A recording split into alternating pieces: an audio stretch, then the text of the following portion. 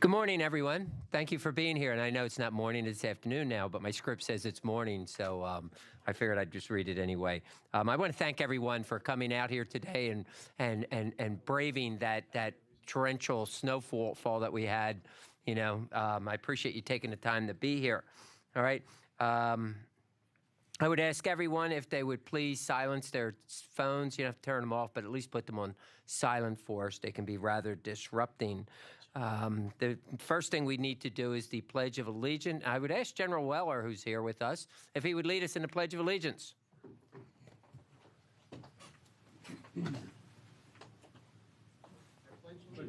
To the flag of the United States of America and to the republic for which it stands, one nation, under God, indivisible, with liberty and justice for all.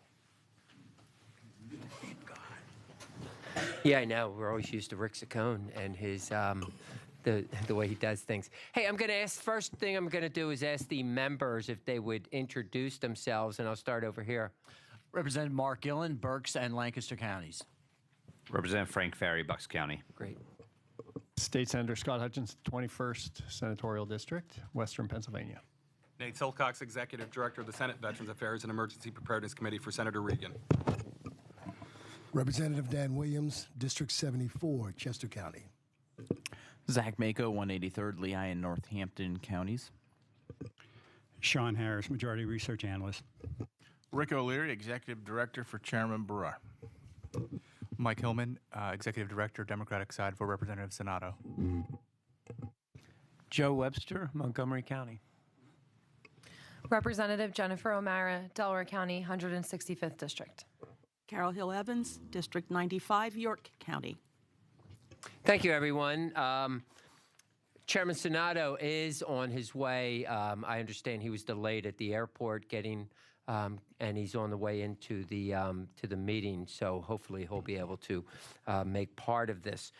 This is also a joint meeting with the Senator Hutchinson. I appreciate you being here. Today we have before us several groups and organizations who have issues which our committee has oversight. We annually conduct this meeting during the budget break, and it serves as an excellent informational venue to share information and update the committee members on what is on the horizon for the various issues and programs which the committee has legislative oversight. We look forward to hearing from several of these key groups today.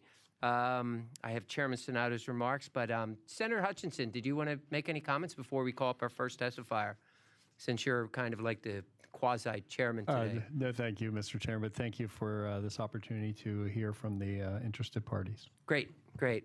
Okay, at this time, I'd like to call up our first panelist, who is Mr. Keith Beebe, with the Legislative Chairman for the Pennsylvania War Veterans Council, and then Mr. Sam Petrovich, Chairman of the Pennsylvania State Veterans Commission. Thank you.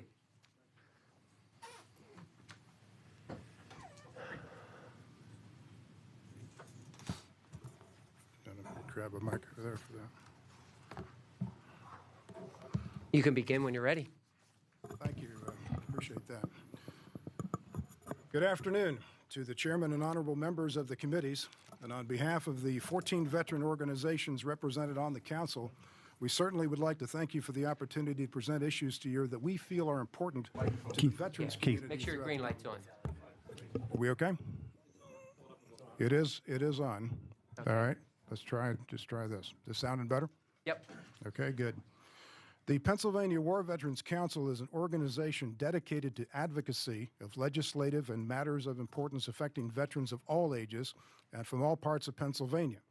Every organization belonging to the council serves veterans to the best of their ability. The council gives them a collective voice, such as the testimony that we're doing today on key veterans issues being provided. First, I'd like to speak a moment on one of the most successful state-funded veterans programs in the Department of Military and Veterans Affairs toolbox. Ladies and gentlemen, it is the Act 66 of 2007 Veterans Service Organizations Outreach and Assistance Program. It is the only program for the average Joe and Jane veteran, and it touches more lives than any other program by a wide margin. In fact, It has more than doubled the annual production of new disability compensation claims in this state, something that's quite important to you. Why? Because it brings revenues in with it. Vastly more important is that the Act 66 program ensures our veterans receive the guidance and services they need when they need it and where they need it. Many of your constituents have told you that obtaining veterans benefits, no matter the agencies involved, whether it's federal, state, that could be quite complex and confusing process for even the most enlightened veteran, and even far more so for his or her dependents and survivors. Help is available. The men and women this program hires are properly trained to get them through the maze and to provide good counseling. They do far more than just process claims. They get involved in matters involving mental health care referrals, financial aid, caregiving, suicide prevention, homelessness, Medicare, aid and attendance, employment referral, and much more. As contractors under a grant, they provide no legacy cost to you, and they generally work for a lesser wage than the average Office of Veterans Affairs employee. The program has immensely increased the physical presence and footprints of this outreach and assistance program. However, as many of you know by the presence in your local district's office aiding your constituents, that the program has not been funded as originally promised by past adjutant generals. Today, less than 75% of the total cost of the program is covered. This therefore impacts funds the veterans organizations would normally provide to other efforts. So accordingly, there has been a serious consequence. Proper maintenance and expansion of the program are jeopardized. The American Legion and the VFW, the two largest organizations involved, regularly report high turnovers of personnel. A government employee doing similar work has historically had a straight wage about 50% higher or more. In another era, much of this work might have been done by, I guess, guys like me, otherwise retired veterans hiding the problem. That is no longer the case in recent years. These positions, while still a cost savings to the state, are now viewed as full-time jobs for younger veterans. Our organizations must be able to compete with the offerings of state and federal government and the private sector, which can pay better. Therefore, for this year, we ask for an increase on the order of $400,000 to $500,000. Past adjutant generals who understood the value of the program pledged $500,000 per year increases for 5 years, back when the department noted its underfunding back around 2012. But unfortunately, only 2 of those 5 promised increases have occurred since that time. One of those increases came last year as the result of this council strongly pushing the matter and the governor and Senate leadership recognizing the need for the increase. Will the program be undervalued again this year? Well, ladies and gentlemen, we just learned that there's only a cost living adjustment in the proposed budget, far from the requested $400,000 to $500,000 that we need. As the committee's focusing on Veterans Affairs, you should hopefully want to support that. A promise was made that is kept to the veteran service organizations continuing to improve their operations on behalf of the Department of Military and Veterans Affairs. The serving organizations were left with the understanding the difference would eventually be made up. So far, as we've already mentioned, it's only 2 out of 5. We ask the support of these committees to help properly fund this program. Work with the Financial Appropriations Committees and your leadership to increase the funding for this program. Once again, Act 66, 2007. A professional, comprehensive study is needed to look at the long-range requirements of veterans truly in need of state assistance for their long-term care, regardless of their age. We ask again that the state fund this study. It should include looking at a combination of state veterans' homes, private nursing facilities, aging-in-place programs, rehabilitative care, adult daycare, and hospice. We remind you that Pennsylvania has the 4th oldest veterans population in the nation.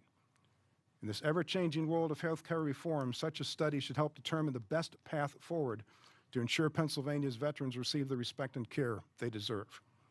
The PWVC understands the Department of Military and Veterans Affairs has no plan to do such an independent study. Therefore, as part of my committee, I formed a subcommittee that will approach the Pennsylvania Department of Aging and the Pennsylvania Department of Human Services to consider conducting such a study. The issue of small dollar, aka payday loans, that's come up quite in the state and national level every year for the past few years. For example, just last year, Pennsylvania House Bill 2429 went before the House Commerce Committee. It was yet another effort by payday lenders to try to rebrand their predatory loans. This time, they aimed to evade the state's interest rate cap by posing as loan brokers. Why? They wanted to try to charge higher fees, allowing them to make loans with annual interest rates of up to 200% or more. The PWVC is part of a large statewide coalition of veterans, seniors, faith leaders, credit counselors, and quite a few others. I mean, it's about a page and a half worth of stuff. Exposed the payday lenders' tactics and advocated against passage of such legislation. As a result of the coalition's efforts, House Bill 2429 never even made it out of the committee after we got done talking with them. This year, we will be both proactive and reactive.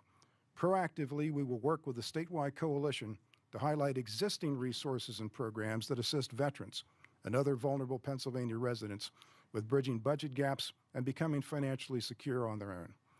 Reactively, we'll always be on the lookout for any attempt to establish payday loans in Pennsylvania and will steadfastly continue to maintain the preservation without change or modification of the Commonwealth's current strong law concerning such loans. We ask again that you consider establishing state legislation which would allow sentenced veterans to apply for a post-conviction review of their sentences if post-traumatic stress disorder, PTSD, or traumatic brain injury, TBI, were incurred while serving their country. In addition, we propose to supplement the Veterans Court movement by adding the requirement that every county district court of common pleas take positive steps to identify veterans appearing before them and perform professionally approved, professionally assessed pre-sentencing investigations for PTSD and TBI. Many of the more than 3,000 veterans currently in the state prison system may have been convicted without the effects of PTSD or TBI even considered during their sentencing. We would like to see the establishment of a post-conviction review to investigate this issue. To be convicted and incarcerated without consideration of all the potential factors involved is quite frankly innately unfair. And for it to happen for an ex-serviceman when the potential presence of post-traumatic stress disorder or TBI due to service can be suspected, considering the reportage over the years, is particularly egregious in a society which bears a certain moral responsibility for its ex-soldiery. A directed review of each currently incarcerated veteran for the above conditions is in order, a look back, if you will. To be very clear, we are not questioning guilt or innocence. We are questioning whether PTSD or TBI were considered during the sentencing phase. A study by our state-level Vietnam Veterans of America in conjunction with others suggests, unfortunately, this has not always been the case. At least a third of all incarcerated veterans may be affected, according to a study done by our state VVA in conjunction with others. And we have distributed some copies, and hopefully some of you still have those copies that were sent to you last year. We seek primarily through formal, properly conducted PTSD and TBI evaluations where they have not occurred, and then inform parole board hearings if the afflictions were not considered during sentencing or previous hearings. We recognize some prisoners might wish to appeal under the Post-Conviction Relief Act. We also ask that existing federal tools available for identifying veterans be used to positively identify every veteran appearing before district courts of common pleas. When appearing before the courts for felony, too much is at stake. Depend upon the veteran self-identifying or even a state driver's license identifier because it has accuracy issues. Why? Because we also desire a thorough pre-sentence investigation be done, which includes, without failure, a professional evaluation for the presence of PTSD and TBI. Ladies and gentlemen, in no way are we implying every veteran suffers from these afflictions. But we are saying, in the current judicial system, veterans, unfortunately, are slipping through the cracks. And the adverse effects of PTSD and TBI are frequently not known or even considered during that sentencing phase. Furthermore, we ask that your committee seek out your peers and caucuses involved in judicial matters to obtain their support. Toward that end, we also ask that you consider forming a special subcommittee on this matter.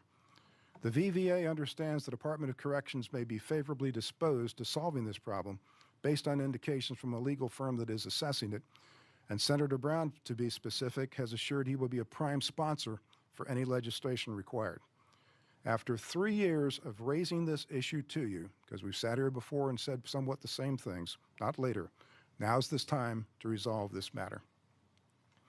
We continue to seek a state bonus for service in Iraq and Afghanistan wars, the war on terror. We understand the Pennsylvania Department of Military and Veterans Affairs has submitted this request to the legislator.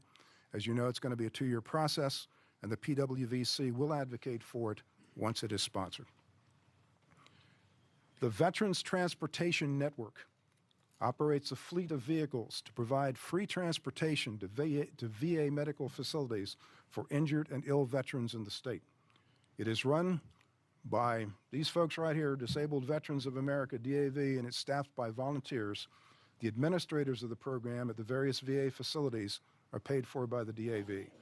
Here is the main concern. The vehicle fleet is aging out, and it's barely adequate to meet current needs. The latest study on this issue shows that 44% of the more than 100 vans in service each have 80,000 or more miles on the road. 27 of those vans are candidates for retirement in 2019, and 24 more vans are candidates for retirement into 2020. The increasing demands of veterans who served on the War on Terror places this program in serious jeopardy. There's more folks asking for it. The DAV seeks increased funding to help continue this service, and we ask the committees for their support. Added to our list of key veterans issues this year is to seek care for veterans affected by substance use disorder, in other words, drug and alcohol abuse. The Pennsylvania Department of Military and Veterans Affairs has received funding for this program to identify veterans who need help. Training will also be given to veteran service officers on how to provide that help, and an outreach plan is being developed. We need to ensure veterans who have higher rates of suicide per 100,000 than the general population are properly considered in state actions during the opioid epidemic that we are currently facing. For those veterans, we've not crested this curve.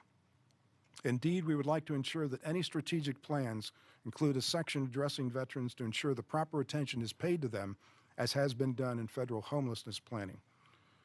Once more, ladies and gentlemen, we thank you very much for this opportunity to focus on these issues today. And of course, the Pennsylvania War Veterans Council continues its work with you to improve the lives of veterans throughout the Commonwealth. Thank you. Good, Sam, you can speak. Good afternoon, everyone. Can you hear me? Yep. Okay. First, I'd like to thank the chairman and members of the Senate and House Veterans Affairs Emergency Preparedness Committee for allowing me to come speak to you today on behalf of the State Veterans Council and its mission regarding the needs and care of the veterans in the Commonwealth of Pennsylvania. The composition of the Pennsylvania State Veterans Commission mandated by Title 51.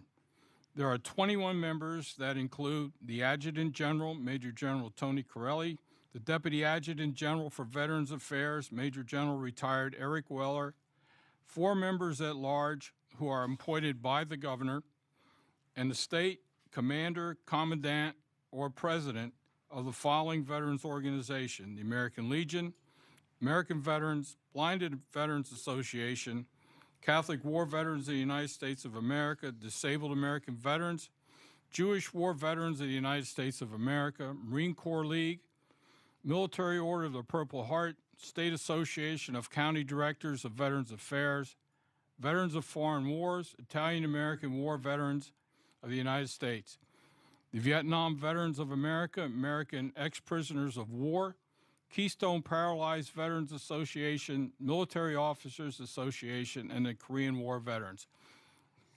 An array of organizations that cover a widespread portion of the Commonwealth.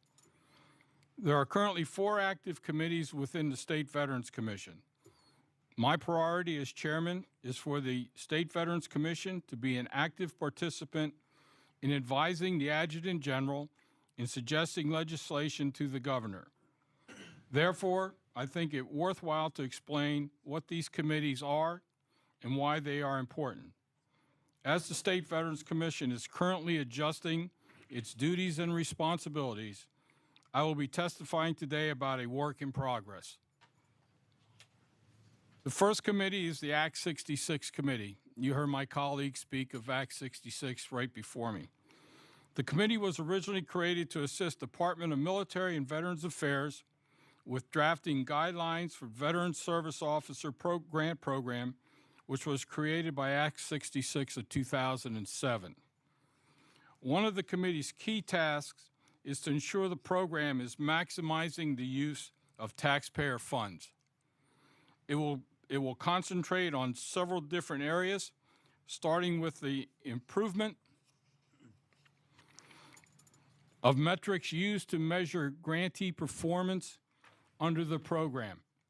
This will result in enhanced grantee reporting procedures that will allow for more in-depth review of the program's overall performance, thereby allowing the State Veterans Commission to provide more focused recommendations to the Adjutant General regarding the administration of the program. The second committee is the Legislative Committee. Its role is to research and develop legislative proposals. These proposals will focus on the health and welfare of Pennsylvania veterans and their families. This committee will then make recommendations to the State Veterans Commission, and if approved by the State Veterans Commission, the proposals will be presented to the Adjutant General for further consideration and possible action. The committee also works with the Offices of Veterans Affairs and Policy Planning and Legislation to ensure the State Veterans Commission is kept abreast of proposed or pending legislation affecting veterans and their families. The third committee is the Pension and Relief Grave Marking Cemetery Committee. This committee carries out the functions of the State Veterans Commission set forth in Section 1704(2) of Title 51, which requires the State Veterans Commission to make investigative and make recommendations to the Department of Military and Veterans Affairs regarding that department's administration of the laws providing for the payment of pensions, relief of veterans, the marking of graves of veterans, and selection, acquisition, and maintenance of state military cemeteries. The fourth committee focuses on the administration of disabled and paralyzed veterans' real estate tax exemption program. This committee carries out the duties of the State Veterans Commission set forth in Section 8904 of Title 51. It, among other things, sets the standard for determining the need for exemption. This committee is currently developing recommendations to the Adjutant General for legislative changes to Title 51 that will make all veterans who die in the line of duty, and not just those killed in action, eligible for real estate tax exemption in Pennsylvania. An additional recommendation will be to remove the requirement of serving during wartime. The committee conducted a survey of the implementation of the current real estate tax exemption law in 2018 and discovered the following. First, some tax assessment authorities prorate, many do not. Number two, many tax authorities do not properly backdate tax relief. The committee's position is that the system should be fair and equitable to all veterans who receive tax relief and should not depend on the taxing authority. I would like to close with one thought. We must not forget the service and sacrifice of our veterans. Without such selfishness, the citizens of this Commonwealth would not be able to enjoy the great freedoms and liberties we all cherish. I thank you again for allowing me the time today to speak on the needs of our veterans. Thank you. Great. Thank you, gentlemen.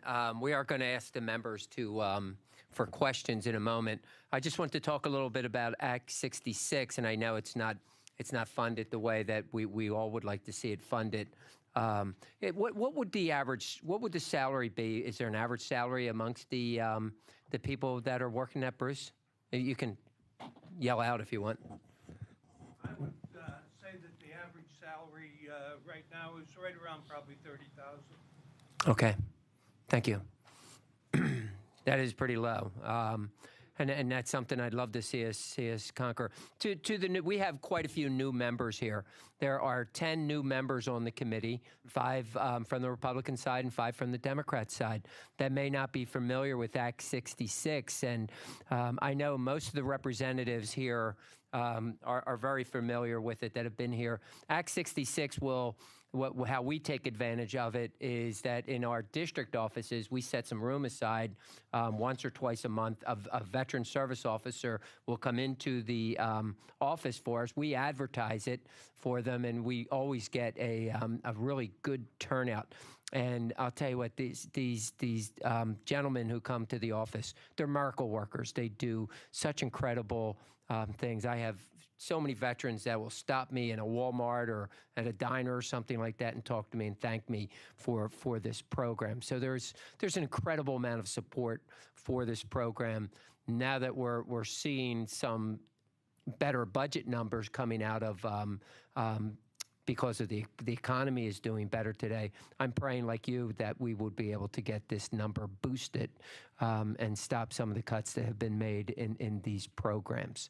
So it's a very important. And also, Mike, I don't know if you wanted to speak. I know Chairman Sonato is looking at the changes. I think his bill is going to incorporate the changes to the changes you're requesting for the real estate tax exemption for 100% disabled veterans. Do you want to hit any of those points? Sure. Thank you, Mr. Chairman. I just submitted a request to the department last week to sort of workshop some language to include the line of duty death. So that's going to be incorporated into our bill that we introduced this session. And we're also just sort of combing over it to make sure that we're hitting all of the things that you've mentioned. We did have that bill last session that I think was like 90% of the way there. But we're hoping to get that stronger this time, and that's why it hasn't been introduced yet, but it is on its way. Do you have any information now? Our concern is because this program is mentioned in the Constitution that we would have to do a constitutional amendment to get this language put into the Constitution. Do you have any disagreement with that, or do you have any knowledge to the contrary? Are you saying that disagreement to the timeline? No. I mean, as far as whether we actually need to change the Constitution to do this is, I know every time I bring it up, I'm told that we have to change the Constitution for that. I don't know if it came. You said you did surveys. I didn't know if it came up in your discussions about the constitutional change. Whether I kind of, because your committee is charged with the, I guess, setting the criteria for this. If you've looked into whether we actually have to change the Constitution out, or have we taken the long way to do this, or is there an easier way? To be honest with you, we haven't gone that far. Okay. Maybe that's because I was a business major and not a political science major. And yeah, I just look at it in a different term as how quickly can we do this? Yeah, it just seems or odd. How legally quickly can we do this? Right. And for the members that don't realize it, we give a veteran who is found to be 100% disabled and has that designation is eligible for a 100% real estate property tax exemption.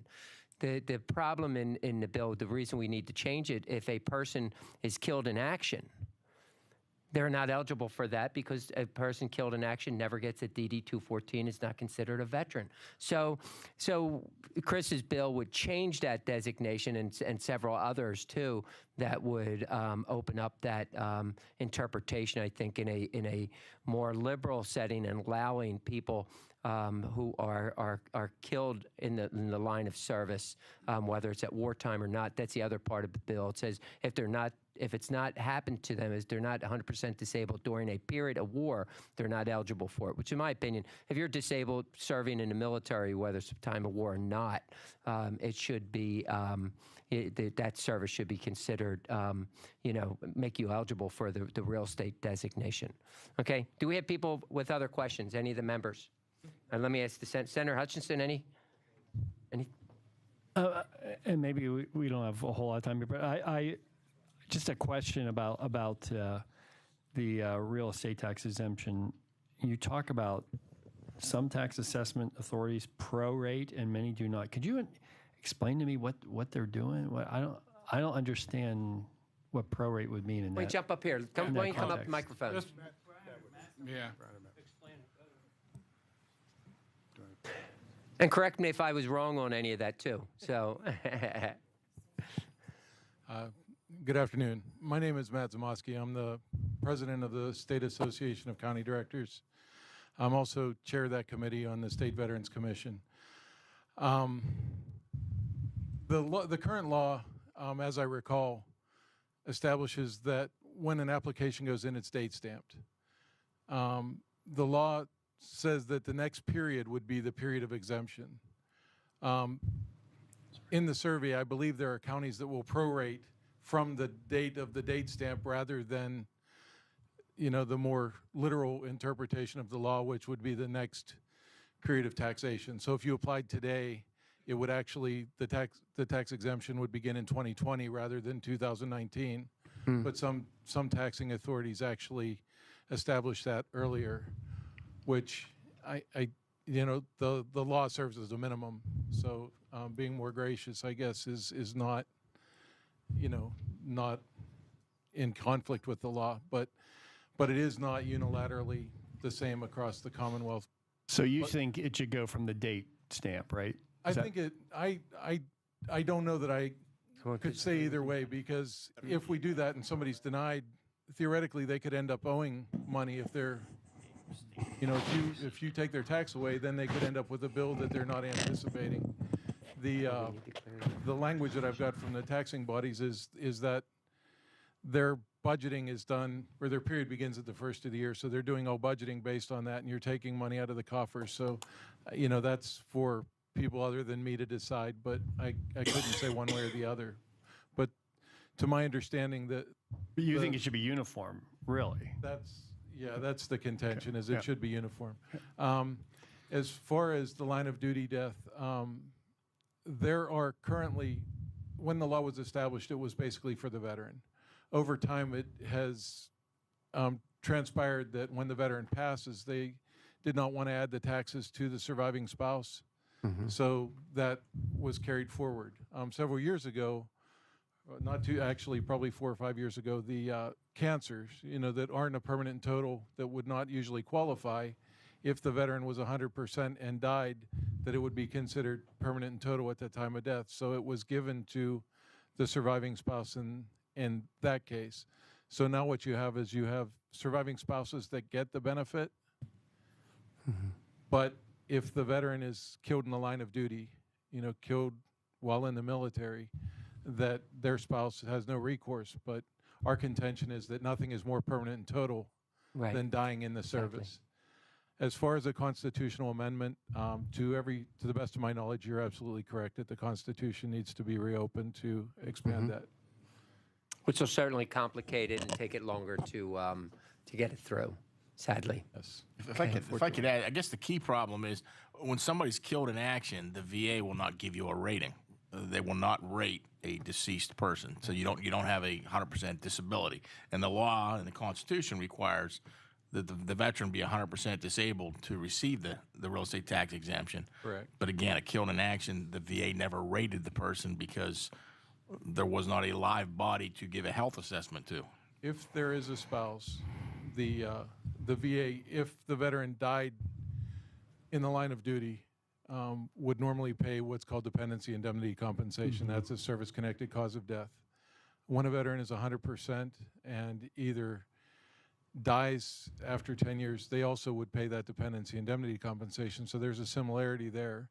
If it was not incurred in the line of duty, that DIC would not be eligible. So if it was gross misconduct on behalf of the service member, they were drinking and driving, something like that, the service normally wouldn't grant the DIC, and it would not be a line of duty death. So there is a distinction there. But if they would die in a car wreck, no DUI, nothing involved, but a car wreck, they're just out on the weekend. I mean, they're still, you know, you're 24/7 duty in the military. Exactly, and the same is true now. If somebody was injured in a car accident and was 100% as a result of that accident, they could still be exempted from property tax. So there's really no difference.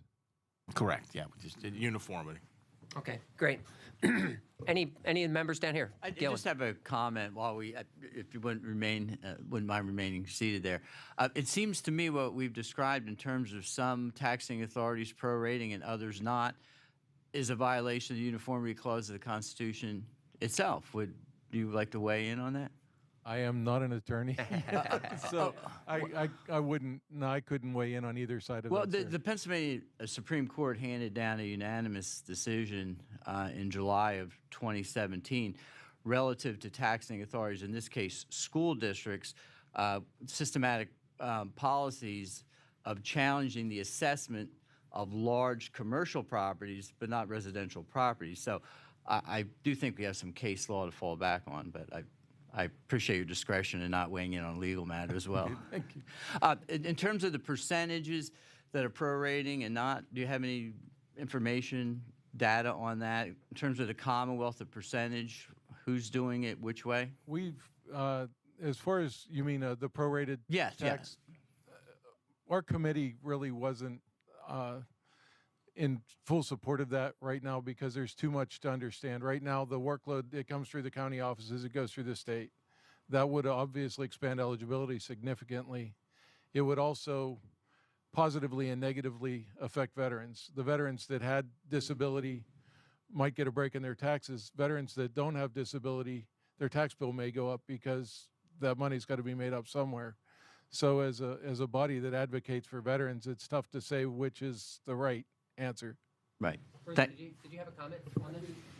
Not to tax exemption, but I just wanted to clarify, when you asked me about the average wage of a participant in the Act 66 program, I just wanted to clarify that we're not asking for more money to increase wages.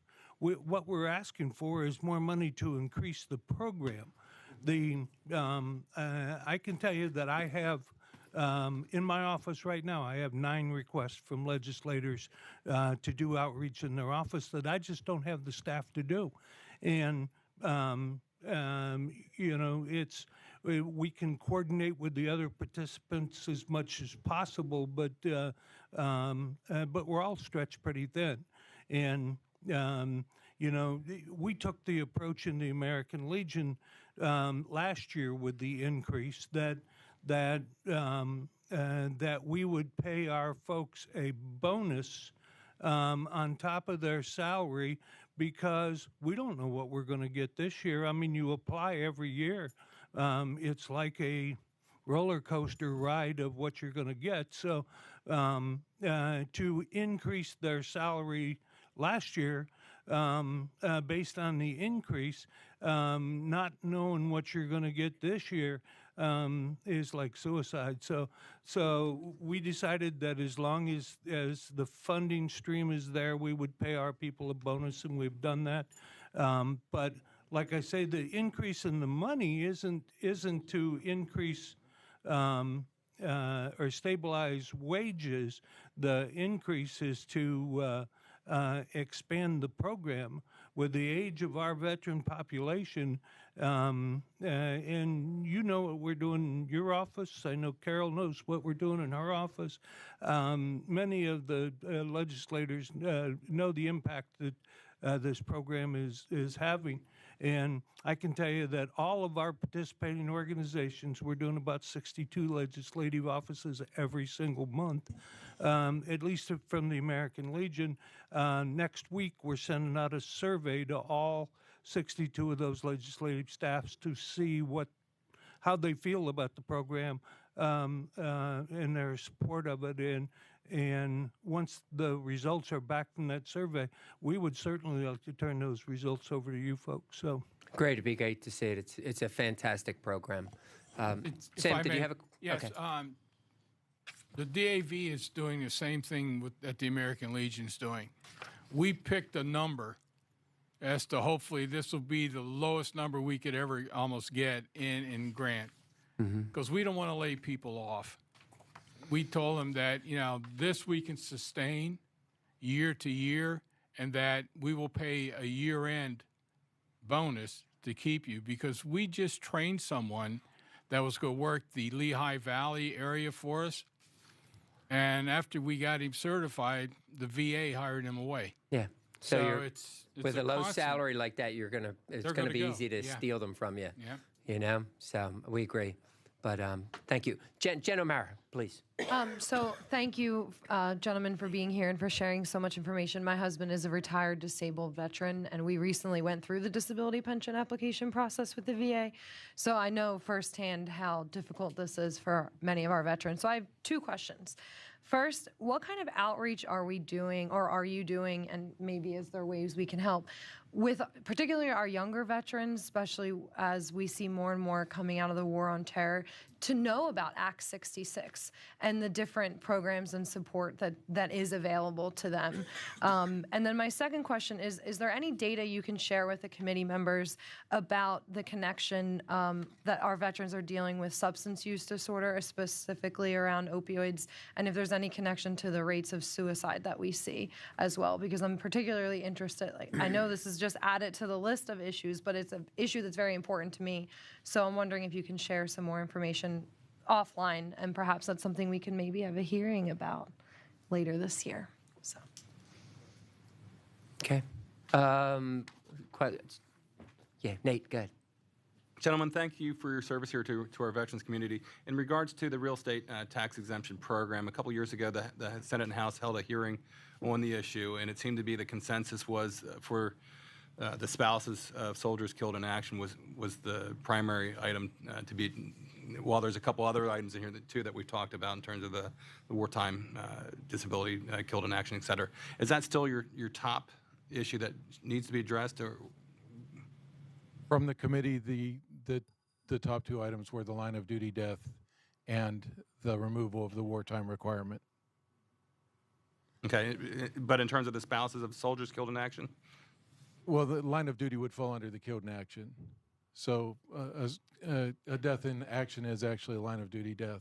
So it just, That'll I feel take if care of that. You believe that that'll take care of everything on our that front? contention was that if we limited it to killed in action, that we'd probably be revisiting this in a year to 3 years, as constituents came in and were ineligible. Okay. Great. Any other questions from members? Is there anyone down here? Great. Well, thank you. Mr. Chairman, can I just add one thing as to what Keith mentioned about the transportation program? Veterans Transportation, just so you know what your investment is doing in the Commonwealth. Last year, Pennsylvania was #2 in the nation in the amount of volunteer drivers we had. We had 401 drivers. We were #2 in the nation in hours they drove, 65,354 hours. We were #2 in the nation on miles driven, 1,179,254. But to me, the most important number was that we were #1 in having 65,960 appointments kept by the transportation network of transporting veterans door to door so they can meet their medical appointments at the VA hospitals. So your investment is paying great dividends to the Commonwealth. But as Keith said, it's been flat for the last several years. It's been the same number. Mm-hmm. And with the cost of vehicles going up, the fleet won't be able to keep pace with the needs of the veterans. I mean, we may have to 40-some vehicles in the next 2 years. When you look at that, that's over $1 million and some dollars, plus paying the folks in the hospitals that we pay to coordinate the rides for these veterans. Without them, the vans would never leave the parking lot because the VA doesn't do that. We have to, step in and do it.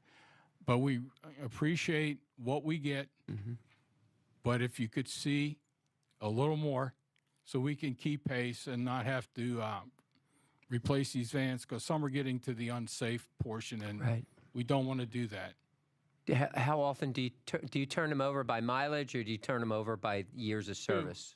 Usually it's usually mileage, but again, the VA looks at the repair to the vehicle. You know yourself, you can have a vehicle with 80,000 miles that you're just putting too much money in. It's not smart to put money into it. Or when you hit that 140, 150,000 mile, now you got to start worrying. But some of those operate better than 80. So it's a mix of either repair costs or time to turn them in because of miles. Okay. And now I understand that this spring they'll be bringing out some. We'll do a kind of a drive-off celebration when the That's back correct. by the Soldiers Grove back there. So yes. Just a quick word on transportation. I know there's a highly rural transportation grant program out there, the federal-oriented grant. Are you all familiar with it or Nexus at any point? You know, Vane? Okay. Specifically, yeah. As I recall, I don't think that the program is eligible for it because the vans actually become the property of the VA when in service. So it's already federally subsidized in a way. The VA takes ownership of the vans. They insure them. They maintain them while they're in service. So for some reason, we had explored that when looking to replace one of our vans, and it was determined above my head that we weren't eligible for it. As an endorsement to the program, to expand on what Sam said, we oversee it in our county. It serves the veterans. It allows veterans that wouldn't normally be able to utilize the benefits, the health care benefits, the ability to use those benefits. We transport probably on average about 40 veterans a week in my county.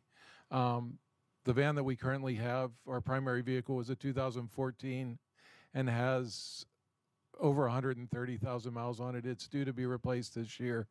So the lifespan of a vehicle, and we're one county away from Allegheny, from Pittsburgh. So the hospitals that we drive to are only a county away.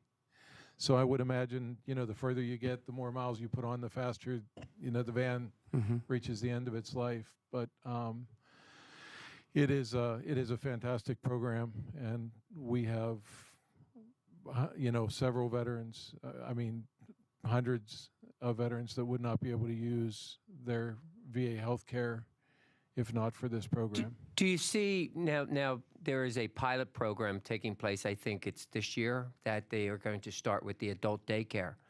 Now, will that put an added burden onto the vehicle use, or will they be eligible for pickup and return? See, and I may know a little bit more because we're on the user level. We're actually dealing with the passengers. We have in the past had veterans that use these programs. Typically, we provide those rides on a space available basis. So I think it will provide a burden because we're putting medical appointments before adult daycare as well. Which will be a daily event. We should. Yeah. So it's tough. And then, dealing with traffic. So they may not get the full day in there if you're running down and back in the same day, because typically at the end of the last appointment is when our drivers come back, and their day now is 10 to 13 hours. Right, and they're volunteering. Yes. That's a heck of a day. It is. Darn. Okay. Did anybody else have a question on that? Okay. Gentlemen, thank you. Your testimony was great. I truly appreciate it. Thank you very much for the opportunity. Appreciate it. Okay, who do we have up next? Okay, our next testifier. Am I on? Okay, our next testifier is Bruce Trego, State Fire Commissioner. Bruce, do you want to come up? Is he here? Oh, there he is. Whenever CAP comes up, you can joke around. I get promoted. But also tell all the members what the legislative wing. I'll let them tell it. I understand. Bruce, you can begin when you're ready, please. Okay. Is that okay? You can hear me all right? I don't see it. Well, good afternoon, Chairman and members of the committee. Thank you very much for allowing me the opportunity to provide my statement to you here. To provide a statement and just obviously discuss our priorities for 2019. In my time in this position, I've observed that Governor Wolf and his administration maintains a very strong commitment to the fire service, both paid and volunteer, across this Commonwealth. As a volunteer firefighter for 48 years, yeah, you could join when you were 10 back then. Yes. All right, since you won't buy that one, thank you. But during those 48 years, I've had the opportunity to serve in various positions as an administrative position as a vice president of a fire company, as well as a line officer and a firefighter, and left the service a few years ago as an assistant chief. But in those positions, I was able to experience firsthand the importance of the grants and loans that this office administrates. For the last 25 years, I've been very fortunate to be a part of the staff for the Office of the State Fire Commissioner.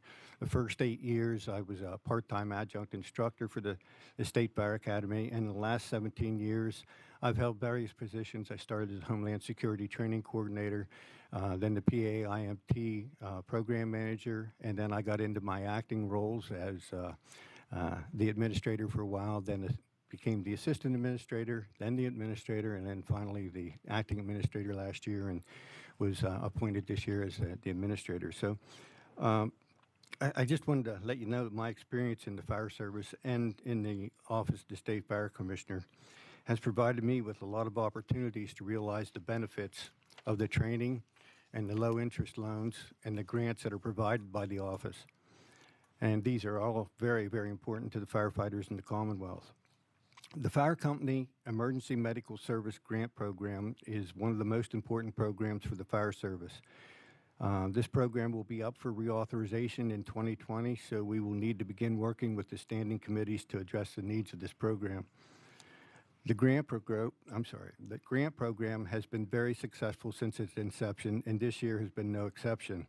This past year, we awarded 1,973 grants to fire companies and 512 grants to volunteer ambulance services. The average grant to a fire department was $13,380, and the grants provided to ambulance services averaged $7,037. In addition to the grant program, a second major program that assists the fire services is the Volunteer Loan Assistance Program. The VLAP is one of the major sources of funding for our volunteer fire companies and volunteer ambulance services. The VLAP continues to provide essential help with the construction of new buildings, acquisition of apparatus, and the purchase of equipment. Changes made to the law in 2013 increased the loan amounts and extended the repayment period, which was greatly appreciated by the volunteer fire services. The office provides an average of $2 million in low-interest loans in addition to managing the loans that have already been approved. While the VLAP has been successful, we would like the General Assembly to consider expanding the program to include fire service and ambulance services in third-class cities, while also increasing the amount of loans to be reflective of the current costs of equipment and facilities. There are several matters that the Office of the State Fire Commissioner is looking to discuss with the General Assembly this year. One of our top priorities is improving recruitment and retention in the volunteer fire service. This issue has reached a crisis in the Commonwealth. The number of volunteers continues to decline year after year. Since the 1980s, the number of volunteers has shrunk from approximately 300,000 to around 38,000 today. So we need to consider how we can best address this issue. In November 2018, the SR6 Commission released its report, which developed recommendations to the General Assembly on ways to improve the fire services in the Commonwealth. In total, 27 recommendations were developed by the 39-member group, including expanding tax credits for fire and EMS personnel, length of service awards, free community college or state university system tuition, funding basic fire and emergency medical training for all firefighters and EMS personnel to address the challenges of recruiting and retaining members. Many of the recommendations in SR6 Commission report will require legislative changes to implement. The Office of the State Fire Commissioner looks forward to working with the General Assembly on finding solutions to increase volunteerism in the fire services. As a side note, being a member of that committee, it was very, very refreshing to see all disciplines work together for a common goal. EMS, law enforcement, hazardous materials, as well as fire. It was very, very refreshing. One program that is currently gaining traction is the local tax credit program established in Act 172 of 2016. The law provides for the creation of a local tax credit program for volunteer firefighters and EMS. Each municipality now has the option to implement a program if they feel that it is appropriate for their community. To date, 47 municipalities have implemented such programs. While concentrating our efforts on recruitment, we must not neglect retention. In 2017, we lost more firefighters to suicide than to line of duty deaths. The cancer rate for firefighters is steadily climbing. Firefighters are at a minimum of a 30% higher risk of contracting cancer than the public that they serve. My focus to improve behavioral health and cancer awareness is paramount to improve our ability to recruit and retain first responders in the Commonwealth. Another priority is to update the Firefighter Relief Fund law, which has not been updated for several years. At the end of the last session, we met with Department of Revenue, the Insurance Department, and committee chairs to get a sense of why there has been a decline in relief funds. The discussion revealed the antiquity of the Firefighter Relief Fund law. Current terminology does not align with that which is used by the insurance companies. It is difficult to determine the amount of insurance that is truly fire due to the fact that that term is no longer used by the companies. Another question that seems difficult to answer is how to address those who are self-insuring. It would be in the best interest of us to update this law as soon as possible, and this is a conversation that we would like to continue this session. I think we need to. As Governor Wolf has said, public safety is a core function of government.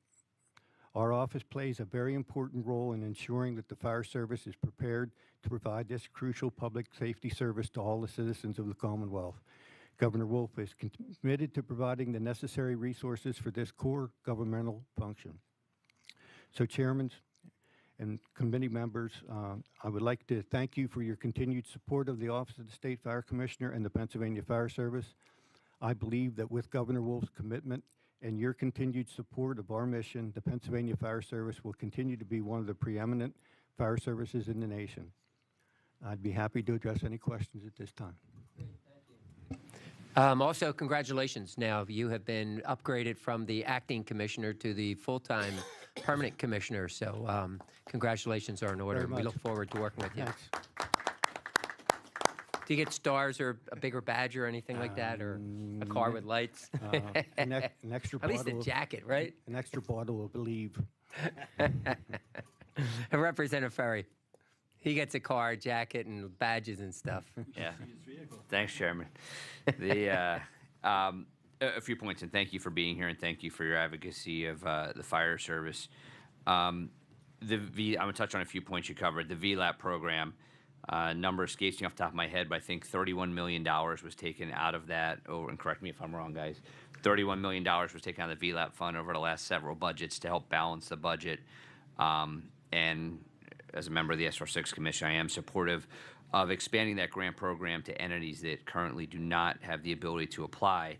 But I think it's important as we're heading into budget season, and so you're not on the spot. Maybe Wes back there can send it back up through the ledge office. But I think it's important the governor's office and the budget office there also know how much money was taken out of that fund.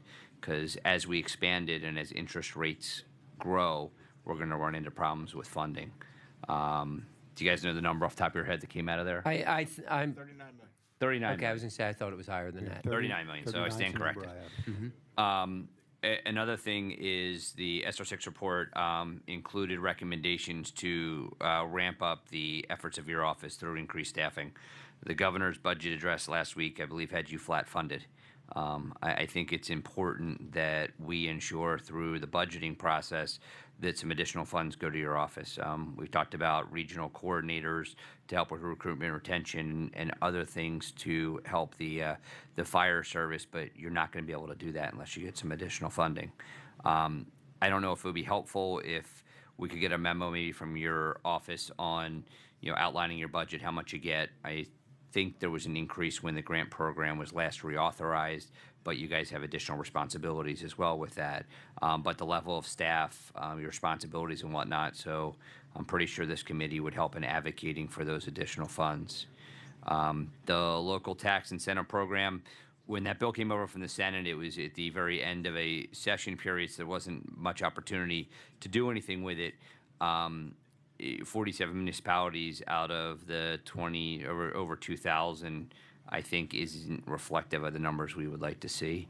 I know some local municipalities are offering alternatives, and instead of offering the tax break, they're actually saying to the fire departments, hey, what if we just give you a lump sum and you figure out how to distribute it to your members?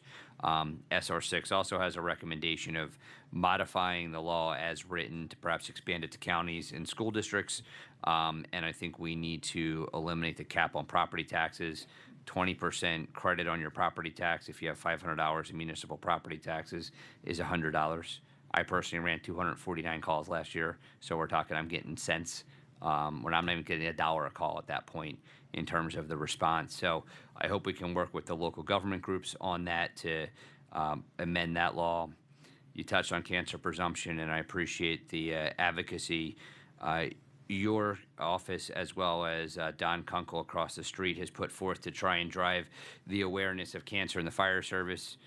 The chairman has been kind enough, and the Senate, I believe, has been involved in this as well, to hold hearings with our friends in the local government and the insurance field, because quite frankly, they've turned that law sideways. And I know Philadelphia's policy is they deny all claims, and they deny all claims within a few days. They're not even objectively looking at the cancer claim of the firefighter to see if it merits coverage. They recently lost a Supreme Court decision on Act 46, a Sladig decision. And after that decision, I believe their stance has still been to deny all claims as submitted, which I think is really a shame. You touched on mental wellness, very important rising issue in the fire service that we're shining the light on. The chairman's kind enough to have a hearing, an informational hearing on that on Wednesday, and I look forward to continuing to advocate for that. The relief funds, I don't know if we figured out where the decline in the relief funds is emanating from. I know you touched on a few points of self-insurance, the terminology of fire insurance and whatnot. It's also rumored that some funds may be going into the pension funds instead of going to the volunteers. But this is not far off from reaching crisis level, and I would hope we can work to try and resolve that. Not all of these balls fall in your court, so none of these are criticisms of you. I just think it's important to highlight the points that you highlighted in your testimony. And finally, this came out during one of the SR6 hearings. There's an issue with junior firefighters. Labor and Industry issued their report regarding junior firefighters and the training they're required before being able to partake in fire company activities. I know the commissioner has been trying to work that out. We're trying to schedule a meeting with the LNI, DCNR, and the commissioner's office this week to try and get to the bottom of that. But I have one department in our county that literally has 3 volunteers that joined that are of the ages of 16 and 17 that cannot ride on fire apparatus or cannot go to training because of this kind of interpretation of the statute by LNI, and it's certainly something we need to get resolved as we talk about recruitment retention. These are young men and women that are actually joining fire departments to actually continue that tradition and to try and keep us vibrant, and we're literally handcuffing those departments up here in Harrisburg, and I think we need to get that resolved. So thank you for your indulgence, Commissioner. Thank you. Thank you, Chairman. Working with Did you miss anything? I think I covered most Okay, of it. great. I have more. You want me Thanks. to keep going? Yeah, just keep going, man. You want to sit up here? No, I got it. All right. Any of the other members have questions? Not that Frank didn't cover everything. Here we go. Tallman's not here anymore. I had to. I think he covered this one, but I want to ask him maybe a little different way, since I don't have that kind of background. You mentioned the amount of training and certification required for a new volunteer firefighter to go on a run and be part of, full up mission capable. And I reacted from your testimony as an adjunct instructor. I've heard that those rumblings, in the firehouses in my district, and I don't have an answer because I'm new in this scenario, but it occurs to me that training and certification has lots of value. So, what's your position in the commission, on how we defend the certifications required and still get these young firefighters, they can't do 80 or 120 hours of training before they can get on a truck. Well, first let me say that our office requires no training. We just provide the training that does comply, hopefully, and would lead to certification. So the only required training for a firefighter in Pennsylvania would be that of the federal laws for hazardous materials, awareness or operations, depending to what level they would be responding, as well as the NIMS training, which would be ICS, to again, to the level at which they would be expected to perform. What we did probably about 15 years ago was to take our entry-level training program and divide it into modules or levels, if you will. The intent was to allow a municipality or a fire chief to be able to bring somebody into the fire service and get them at least the first 16 hours of training to make them safe, just enough that they won't get themselves in trouble. Okay, then the other modules were built in order to, the first level would be a fireground support, where they can do some objects on the fireground or some tasks on the fireground, again, without hurting themselves. The next level would be exterior firefighter. So they actually do fight fire, but they don't enter a building. The fourth then would be interior. And again, that would be for interior firefighting, residential and large structures. So the intent there was to, number one, allow the fire chief and or the municipality to get somebody trained enough that they can keep them interested. They're not going to lose them right away, but that training, some of that training they can get, they can also get right within their own company. And it seems that the fire service has somewhat lost that mentorship, if you will, because now they rely on, well, where can I send this person to get training instead of taking the time within the department. That's a personal observation that I see. Last year, I'm sorry, in 2016, we added a fifth program, which is Advanced Firefighter, and that would lead to Firefighter 2 certification. Again, we're required by law. We cannot not make them certify at the end of the course. We can give them the knowledge, skills, and education to get to that point, but we cannot force them to take certification. Certification is voluntary in the Commonwealth. So the short answer to your question is we've tried to make in our future, we are trying to make training easier to get to. Not easier, but trying to make it easier to get to, because obviously this is a life safety issue. So I hope I covered your question, sir. Thank you. And I was just reminded there's also online things that can contribute to that. Okay. A follow-up, a little different angle. As you talk about cancer awareness and some of the health issues, is that sort of a generational thing in any way? I'm thinking, you know, my family had Philly firefighters, and my 80-year-old uncle is suffering from all kinds of cancer scenarios, but he went into a building without the apparatus that today's firefighters wear. So I'm wondering if there's an age line somewhere where the hazardous materials are, you know, hitting the older firefighters more than the young guys. I would say it's commensurate with what they saw. If you take a look at the materials that are out there today, the things that are burning, the fires are hotter, there's more toxins, and of course in those toxins are carcinogens. So the issue that we have generationally right now is, number one, us old salts said, I didn't need that, why do I need it now? But if we take a look at where the cancers are starting, a lot of them are melanomas that are around the neck. So what do most firefighters do to protect themselves from the heat and the toxin is wear some type of a protective hood. But what we're seeing is they don't clean them. Okay, so they wear that same dirty hood the next day, or you know, they may not clean it until another fire. So all those toxins and carcinogens that they were protecting themselves from are now on their skin. And I relate it to most firefighters when I have an opportunity to talk to them. And I try to talk to every resident program up to Fire Academy and ask them this. Of all you people sitting in here, if 2 days after you were at a structure fire and you take a shower, can you smell smoke? And all the heads go up and down. My question to them is, what's in there? Why is it still in your body 2 days later?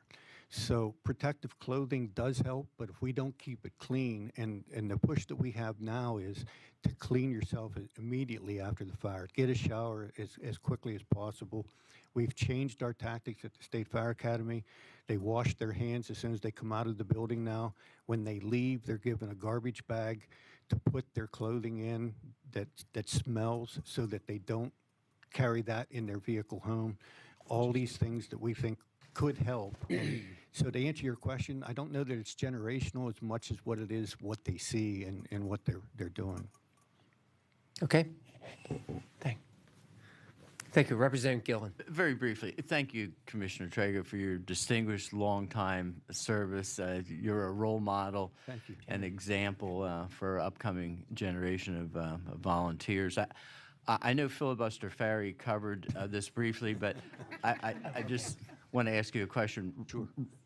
Relative to Act 172, is there a recalibrating or amplifying of the dollar amount, informational, education, in terms of getting it out there? I think we said 47 municipalities, works out to about 2% of the Commonwealth's municipalities. Is that something you'd like to see opened up again? Well, I think it could certainly take a good look-see, for lack of a better term. Some of the things that I'm hearing when I'm out and about are it doesn't work for us because all our younger generation is not going to gain from that type of a tax or that type of a rebate. They don't own property. They're not in the position where they're making a lot of money, and so they're not going to see the refund from their community. Then there are other areas where it works very well. And if I may, I would take a look at SR6 in that venue as I go forward. There's no cookie cutter solution in there, and I think all of us that were on the committee can attest to that. There's not one thing that's going to work the whole way across the Commonwealth. And likewise with this, I think it varies with the community, the type of firefighters that they have, and the length of service that they've been there.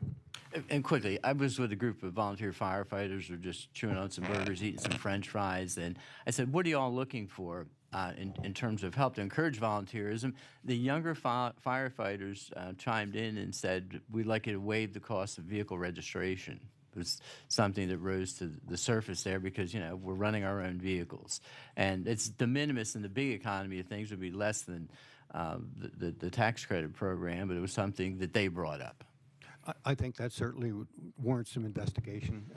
And again, I think it's going to vary across the Commonwealth to the locale as to what's going to work best. But something like that, I think really warrants some investigation. Thank you. Representative O'Mara. I just want to be very brief. I have a comment. My father was a firefighter in Philadelphia for 25 years, and 16 years ago, we lost him to gun suicide. And so I want to thank you and the rest of the members of the committee and the commission for raising awareness to the amount of deaths by suicide that we're experiencing among first responders, and I'm looking forward to working with you to try to do something about that. Thank so you. Thank My you. condolences, and thank you for sharing him with us in this business. As members know, on Wednesday, we still have our meeting with the that we're doing on the post-traumatic stress for the first responders. So hopefully we'll get a good turnout of members. And to the new members, again, you've heard a lot about SR6 today. We have, in my office, we have quite a few booklets. If you have questions, I would ask everyone to make sure that they're aware of what's in SR6. It's probably one of the most important reports that will affect the Fire Commissioner's Office and our entire emergency management agencies around the state of Pennsylvania. Was there any other members that had questions? Mike, you had a question? Yes, thank you, Mr. Chairman. Thank you, Mr. Commissioner. Speaking about the Volunteer Loan Assistance Program, you mentioned expanding it to include third-class cities. Just a clarification, I think you mean career departments, because are some third-class cities they're volunteer and therefore they're already eligible? That I would have to rely on our staff to tell you which ones are eligible. But you are speaking broadly for about career. department, broadly career departments, yes. You mentioned the amount of loans being increased. What's the current specifications on the amount of loans, and where would you like to see it go? Well, I think what we need to do is take a look at what new vehicles and what facilities cost now. I think the most you can get is $200,000. When you're looking at a $1.1 million vehicle, you know, Doesn't go very that's really not It's helping, don't get me wrong, but it could be higher. And finally, if we are to expand that program, it was initially funded by indebtedness that required a ballot question. So if we need to incur more indebtedness, we'll have to go through a ballot question again. Is that a concern that your office may have? What was it? It was initially 100 million was the ballot. Are we anywhere near needing to be re-indebted if we were to expand? Yeah, I Well, don't know. what, 76 we was 100 million, and then we reauthorized under Governor Ridge, I think it was, that we reauthorized another voter referendum for more money. Okay. And then there's also a question about whether career can be included in a question that asked for volunteer. Correct. Yeah, because the voter referendum asked, do you favor the encumbrance of debt money for volunteer fire departments? It didn't say anything about career, municipal, paid. So we feel that you would have to, you can't move the goalpost on the taxpayer. Right. You would have to have legislation to say that this money is also going to be used, the volunteer loan program, for career fire departments to receive some of these the 2% loans. Okay.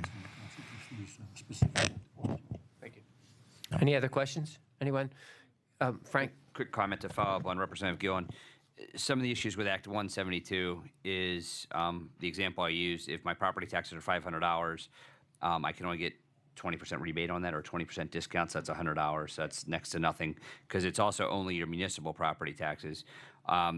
And there's a lot of other issues. For example, my fire department is based out of a borough, but we cover 50% of a township. I live in the borough, but I pay earned income tax in the township because that's where my district office is. So it becomes very complicated because if that township enacts that incentive program, if they only do it for township residents, even though I'm a fire chief in their providing protection to our township, I don't get those benefits. So there's a lot of different nuances to it that I think have really complicated the enactment, which is why I think it's only at 47 municipalities. I'm pretty sure that the Borough Association and PSATs put a lot of information out to their members on it, but I just don't think the fire service is clamoring for it, kind of like what you encounter when you talk to the firefighters in your community, because it's not a lot of relief and there's a lot of nuances to it. You know, and the non-resident firefighter who provides protection to that community wouldn't see any benefit because they don't own any property there, and if they don't work there and they're not paying the earned income tax, they see no benefit. Thank you. Commissioner, thank you for braving the blizzard-like conditions out there this morning and getting here. Thanks. Thank you. Okay. Thank you all. Okay, next, I'd like to call up Colonel Gary Fleming, Commander, Pennsylvania Wing, Civil Air Patrol, and also Lieutenant Colonel Kevin Barry, Vice Commander of the Pennsylvania Wing, Civil Air Patrol. Gentlemen, thank you for being here today. We always look forward to your visit. While you're doing that, I was going to pick up this phone.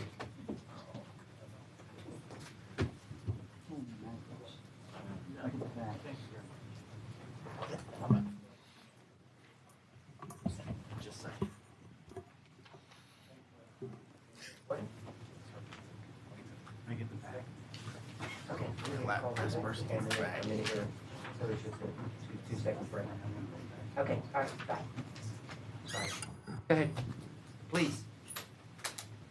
Good afternoon. Thank you, Mr. Chairman and esteemed members of this committee. And I would also like to thank Mr. Silcox and Mr. O'Leary. It's a great pleasure getting to work with you and your assistance and helping us do everything that we do. So appreciate that. I also would like to thank you for your support, all of you in the past, those members that have been longtime members of the committee, and to our new members. Hopefully today we can offer you an opportunity to see a little bit of what our 1,800 volunteers do on behalf of the Civil Air Patrol, and in particular here in the Pennsylvania Wing. Obviously, I'm very prejudiced. I feel we have some great members, and those are pretty evenly mixed. At the moment, our wing is pretty evenly mixed between cadets. which is our youth, which is ages 12 to 21, and our senior members like ourselves. So we're pretty much evenly matched up between almost 900 and 900. So we've been consistent in that. We're going to do a nice little presentation here to hopefully not bore you too much, but give you an opportunity to see everything we do, especially over this past year, as to what all we've done. We've gotten very involved with PEMA and a lot of stuff as far as emergency services for the Commonwealth, and a lot of what our program does for our cadets in use. So we'll let this go and let you have an opportunity to see that, and we'll probably add a few comments as we go and then field any questions that you may have. And again, thank you for your support.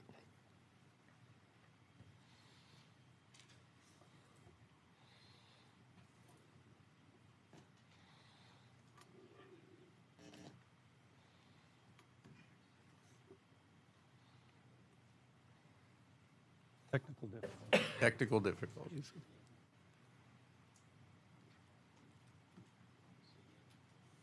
Daily performance of aerial search and rescue, emergency missions, and disaster relief, an added measure for the safety and well-being of their fellow citizens. President Dwight D. Eisenhower. On December 1st, 1941, 6 days before the attack on Pearl Harbor, the Civil Air Patrol was founded to provide the Civil Air Patrol by their almost daily. Sorry, that's not going to work. The video wasn't working. So we'll go ahead with our presentation. As the President was saying there, we were founded in 1941, 6 days after the attack on Pearl Harbor. And our original mission was a Homeland Security mission. We helped train the military. We helped provide transportation for military personnel and goods, and we guarded our nation's borders, particularly and specifically against submarine attack from the Axis powers. So since then, we've evolved in many different ways, but we still do a lot of Homeland Security, and we'll get into that.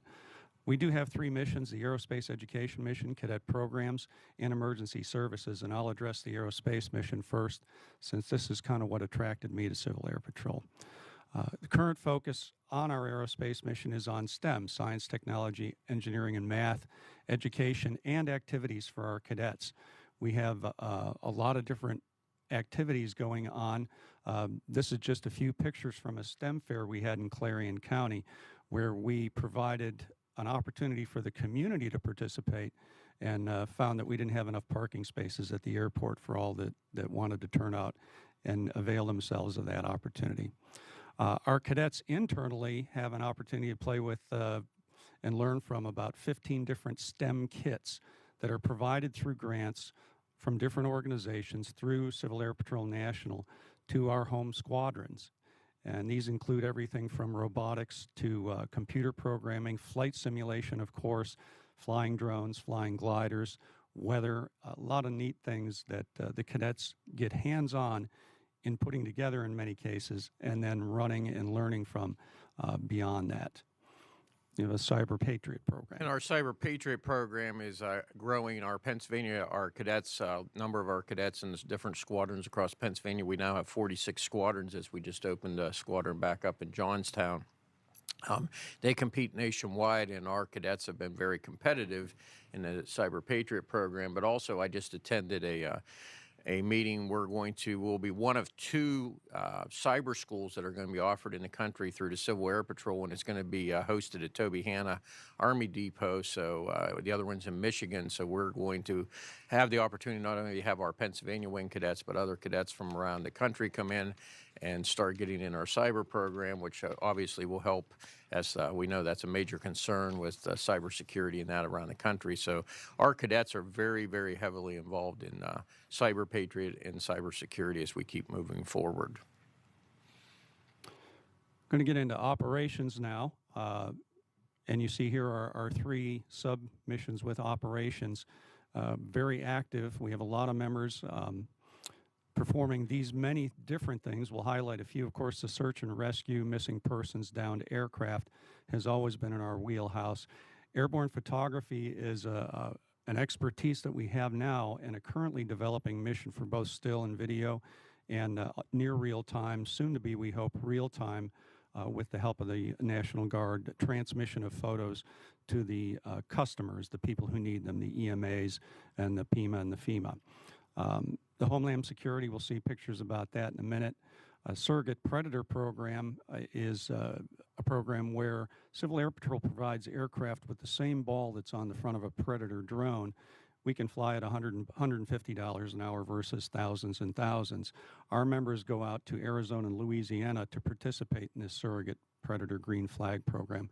And then the final thing, you see MQ-9 Reaper escort. There's a Reaper schoolhouse in Syracuse, New York. And to get the Reapers from the joint use Syracuse Airport to their restricted space to play, to learn, they must be escorted according to FAA regulations. So that eyes-on escort is provided by our members in Civil Air Patrol planes. And we have several members who love going up there and chasing Reaper drones. Currently have 12 aircraft based in the Commonwealth. These are federally funded assets that are all over the place, and we can move them anywhere in the Commonwealth. Each of our planes can, given weather and prevailing conditions, fly from their base to anywhere in the Commonwealth. Of course, having them positioned strategically throughout the state enables us to increase loiter time over a target if that's necessary, and provide quicker service to things like aerial photography missions. We have more than 1,100 members who carry an emergency services qualification, and these are trained to, again, NIMS standards, National Institute Incident Management Standards. 31 vans that are all radio equipped, some of them sophisticated radios like HF, ALE, and the state radio system.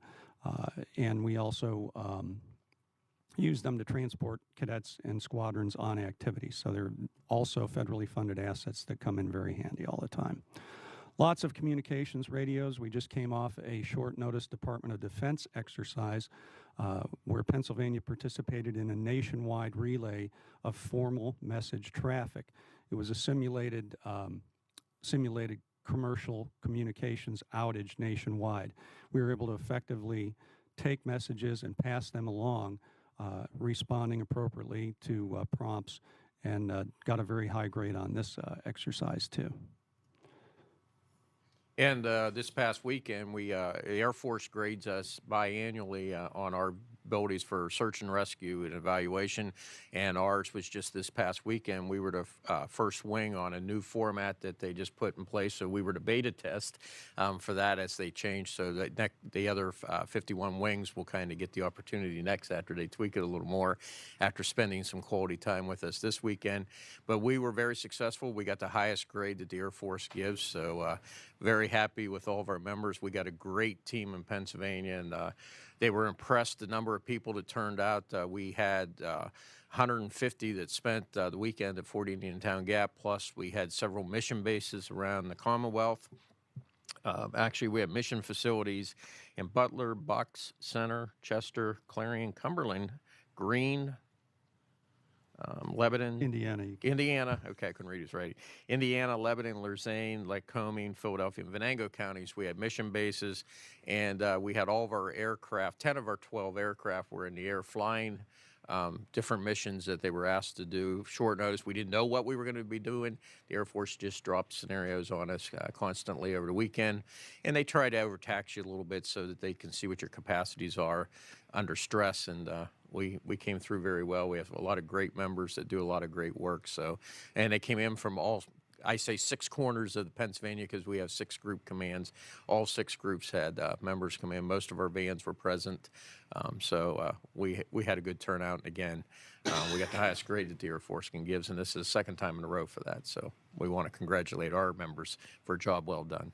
It's an Air Force funded mission, and we spent, totals aren't in yet, but we spent about $3,000 on this mission for fuel, aircraft time, things like that.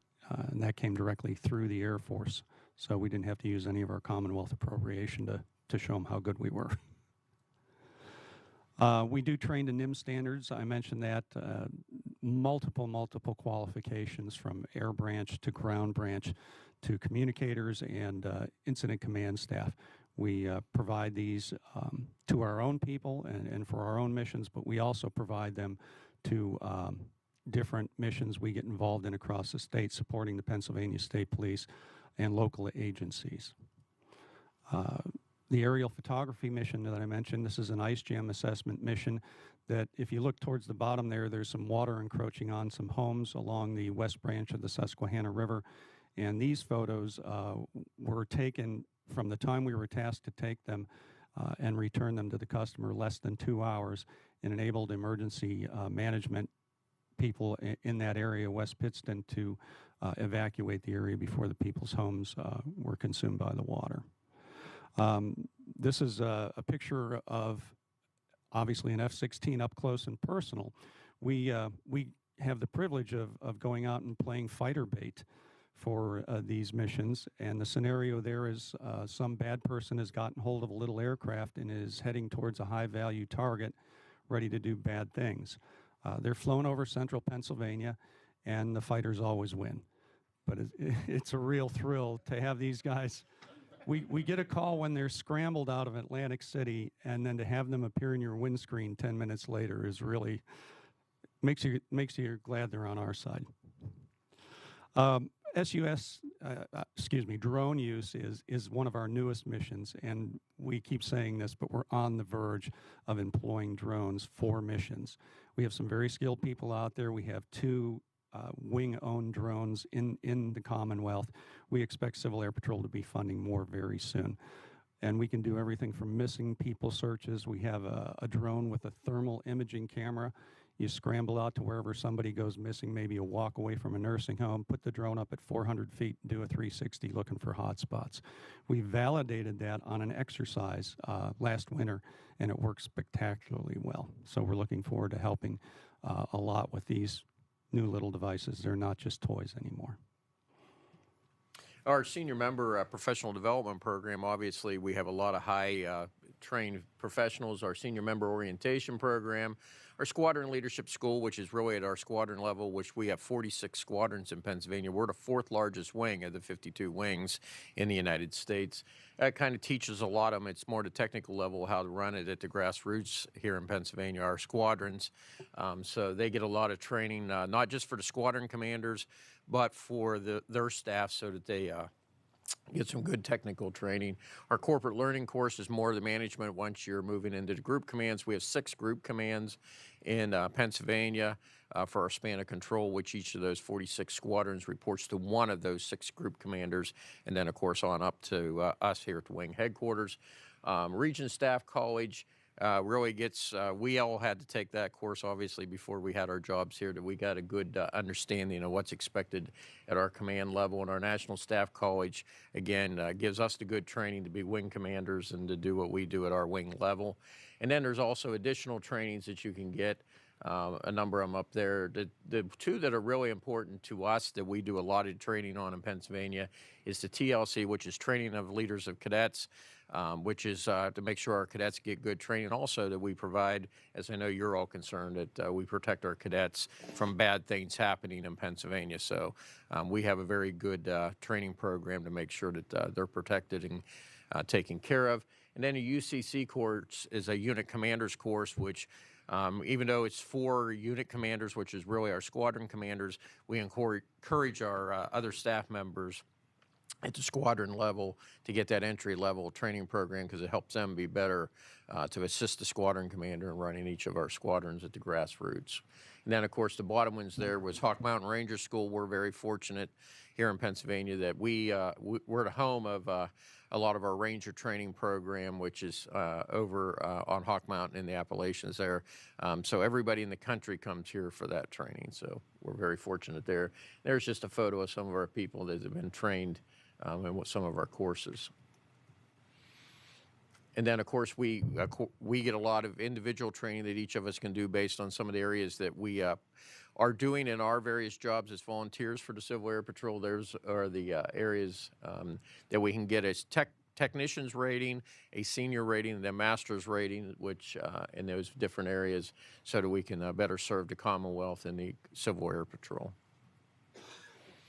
We have Pennsylvania Wing Cadet Training Schools, there's a summer and a winter session. The winter session is really kind of in spring this year. It's coming up in March. It's only a weekend. But we have a week-long summer schools held at Fort Indian Town Gap, thanks to our host of the National Guard.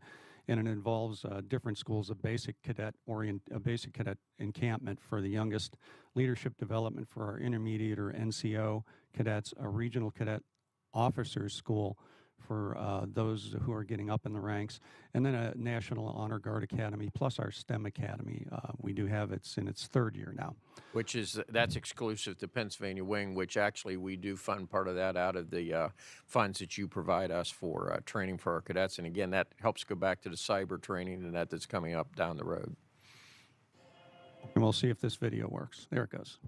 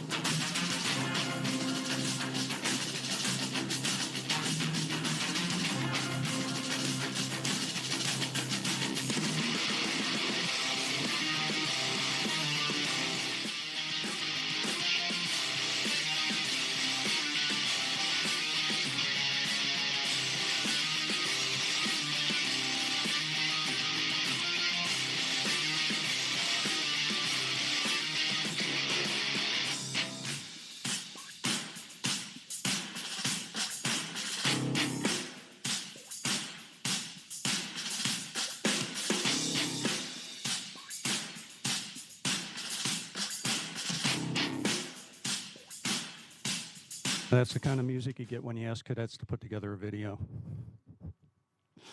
4 pillars of the cadet program are leadership, aerospace, character development, and fitness. And this has been so since the foundation of the Civil Air Patrol cadet program back in 1945. And you probably noticed that there were young men and young women in our cadet corps. It's been that way since the founding of our cadet corps. We're very proud of that fact. There are a learning, a leadership, a command, and executive phase as cadets progress in rank. This is a cadet-run program supervised by seniors, but it is their program to make successful or to fail and learn from. And so as they advance in rank and achievements, they get more and more responsibility. All the milestone awards are named after significant people in aviation or military history. You see the Wright brothers, from left to right, the Wright brothers, Billy Mitchell, Ira Eaker, and Tui Spots, General Spots. And I'll let Colonel Fleming talk about Spots and what just happened. Actually, we're very fortunate. We just, Saturday, we had another cadet complete their earn their spots, and that was from Butler. Counties from our Butler Squadron. I've been very fortunate. I feel very blessed that during my command, my 4 years, which is coming to an end in May, but we've had over 12 cadets, which has achieved that, and barely over 2,000 nationwide have achieved the highest honors that you can get in our cadet program. So Pennsylvania has been very successful, and very proud of our cadets because they've done a wonderful job. They have a lot of fun, too. They form relationships that last a lifetime. Our Saraval was essentially the top 3 incident commanders had been cadets and known each other ever since. And now they're not as old as you, are they? Yeah. No. They're getting to be older guys, yet they're dedicated to the Civil Air Patrol program and specifically the cadet program. And speaking of them, just to take a moment to deviate a little bit, one of them is one of our top police officers over in the Lehigh Valley. Another one is on active duty in the Air Force. He actually lives in Virginia, but he's, many of you probably saw him on some of our missions for Pennsylvania. He's back here a lot, runs missions sometimes remotely from wherever he is in the world. So we have 2 of them that were cadets in particular that have just done phenomenal jobs. They're in their early 30s, and because of that opportunity of being in the Civil Air Patrol, we've got great young men that have now, they're giving back already to the community and the nation. I had a personal view of the cadet program and what it does for an individual. This is my daughter, our daughter, being sworn in by her squadron commander father at the time. And just some snippets of the wonderful opportunities she had as a Civil Air Patrol cadet, and as she progressed through the years and developed in her ability to lead, her ability to lead herself and others, and it resulted in her being a cadet 4th class at the United States Air Force Academy today. And we actually have 6 cadets currently at the academies. We have 2 from Mercer County that's at the Naval Academy. One, I believe, from the, I think she's Luzerne County, I think. Lycoming County. We have one from Williamsport at the Air Force Academy, and then from Philadelphia, we have one at the up at West Point right now. So we have 6 cadets currently that are at the military academies, and just an amazing number that have went through the academy. So we've had great success in that area. Very proud of our cadets, as Colonel Fleming said. And we'd love to have you all come out and visit us during our week in June. We'll be sure to extend invitations for the encampment out at Fort Indian Town Gap. We really enjoy a solid relationship with the National Guard. Much thanks to General Corelli and General Regan for that. This is an opportunity we had to relay a picture, a painting that you see them holding. It was a picture of a Civil Air Patrol plane being intercepted by an F-16 over Washington, D.C. The artist was in Colorado Springs. The relay came through here. We set up this nice photo op, joined with the people from the 171st Air Refueling Wing, and that painting now hangs in the Pentagon. Get to hang out with a lot of cool people when you're in Civil Air Patrol. Wouldn't be one of my presentations without a shameless recruiting promotional stunt. Those packages we just hand out have a Form 12L in them. Just to clarify, anybody who's already a member, you don't need to sign up again.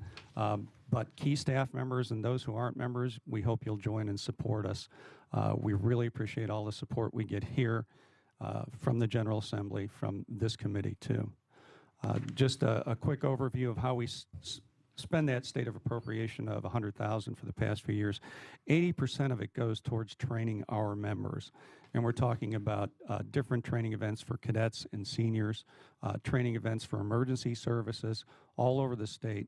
So we expend those funds on an investment in our people and in their ability to serve the Commonwealth. We do report to the DMVA quarterly. Those reports are available to you through the DMVA or through me. Be happy to provide those. We enumerate how the dollars are spent. We also talk about the performance measures that they look at, both quarterly and quantitatively, and then we have nice narratives in there that describe the things that we do during those quarters.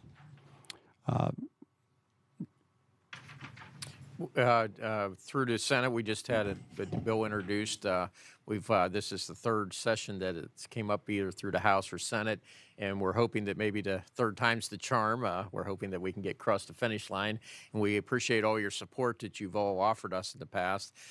So we were hoping that this will happen. Act 128 was just introduced, amending the Title 51. So that we would be consolidated under the Department of Military Affairs, that we would be able to do our better job and be a part of providing that authority under their department. So we would appreciate your support, that maybe we can get across the finish line during this session. So we would appreciate any support that you can offer us on that. Oh, did you? Oh, okay. Who needs to sit down?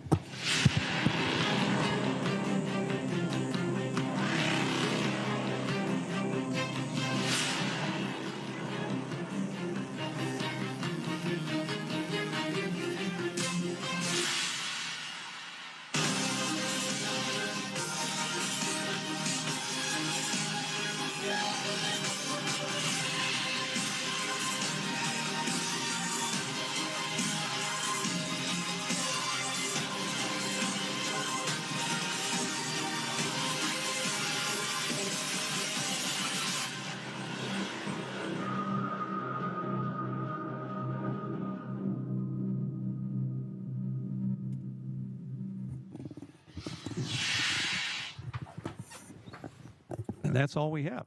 Great. Thank you for giving us the opportunity to give you a little snippet of what all we're capable of doing and what we offer to the Commonwealth. Well, we appreciate you being here. Now, are Chairman Sonato and I up for a promotion this year? Will we finally get our golden eagle? I told him he had to jump out of a plane first. So, Fortunately for him, it's against our regulations. right.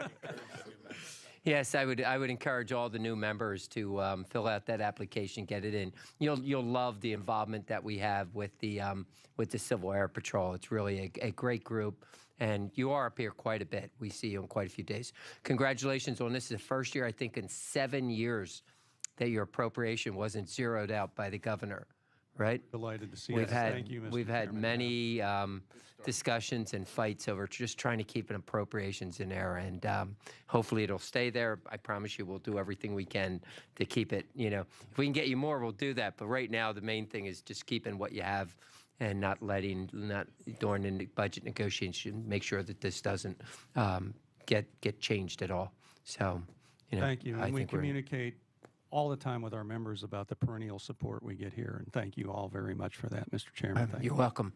Questions, Representative Gillen. Just a comment, a quick word of thanks, gentlemen. Really appreciate all that you do, and especially in Berks County. We are extraordinarily grateful for the commitment that you make to the World War II Weekend and Mid-Atlantic Air Museum. You're omnipresent there. We couldn't do it without your boots on the ground. And also a shout out for General Spots, Berks County native, born in Boyertown in 1891. So we're so pleased that you have a cadet award named after him. Thank you. Thank you, Mr. Chairman. Any other questions from members? Anyone? Thank you very much. I didn't have that on. Okay, our next testimony, I would like to call up Lieutenant Colonel Anthony Schaefer for the National Security Interest in Voting Machines. Colonel, thanks for being here today. Thank you, Chairman. You can begin your testimony when you're ready. I think some of the members might be wondering why we have that we're going to have a little discussion about voting machines, but it's really part of the topic here is also cybersecurity, and that was the reason that we invited our guest here today to give us a little bit about what's going on there. Okay? Yes, sir. Great. Yep. Sure. Okay. You can begin whenever you're ready. Right. Thank you, Chairman Barrar and Chairman. I've heard both Sonato. names tonight. Thank you. Thank you for having me here today. As you mentioned, Mr. Chairman, I'm here, and members of the committee, thank you for having me.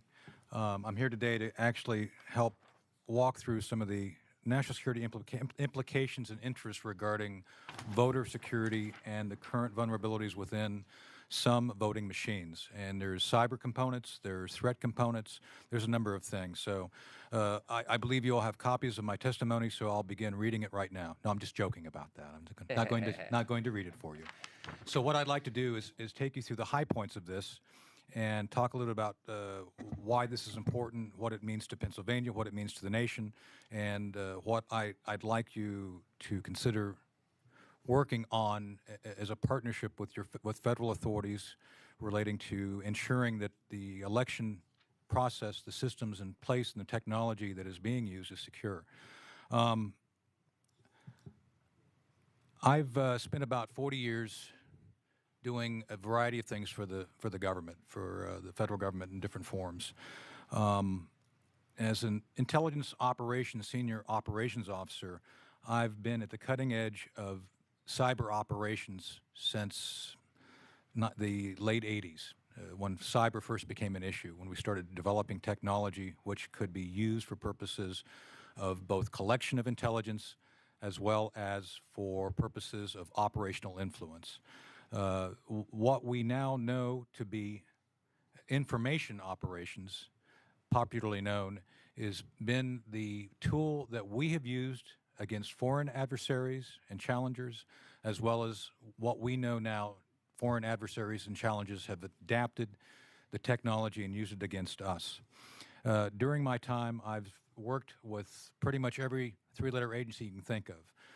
I'm a DoD military case officer by training. My primary background allowed me to work a variety of special operations missions. For those of you who are curious, my retirement bio was read into the congressional record by my very dear friend and who died yesterday, Representative Walter Jones. So that is available in the congressional record. It lays out the time I spent working these issues for the bulk of my military career.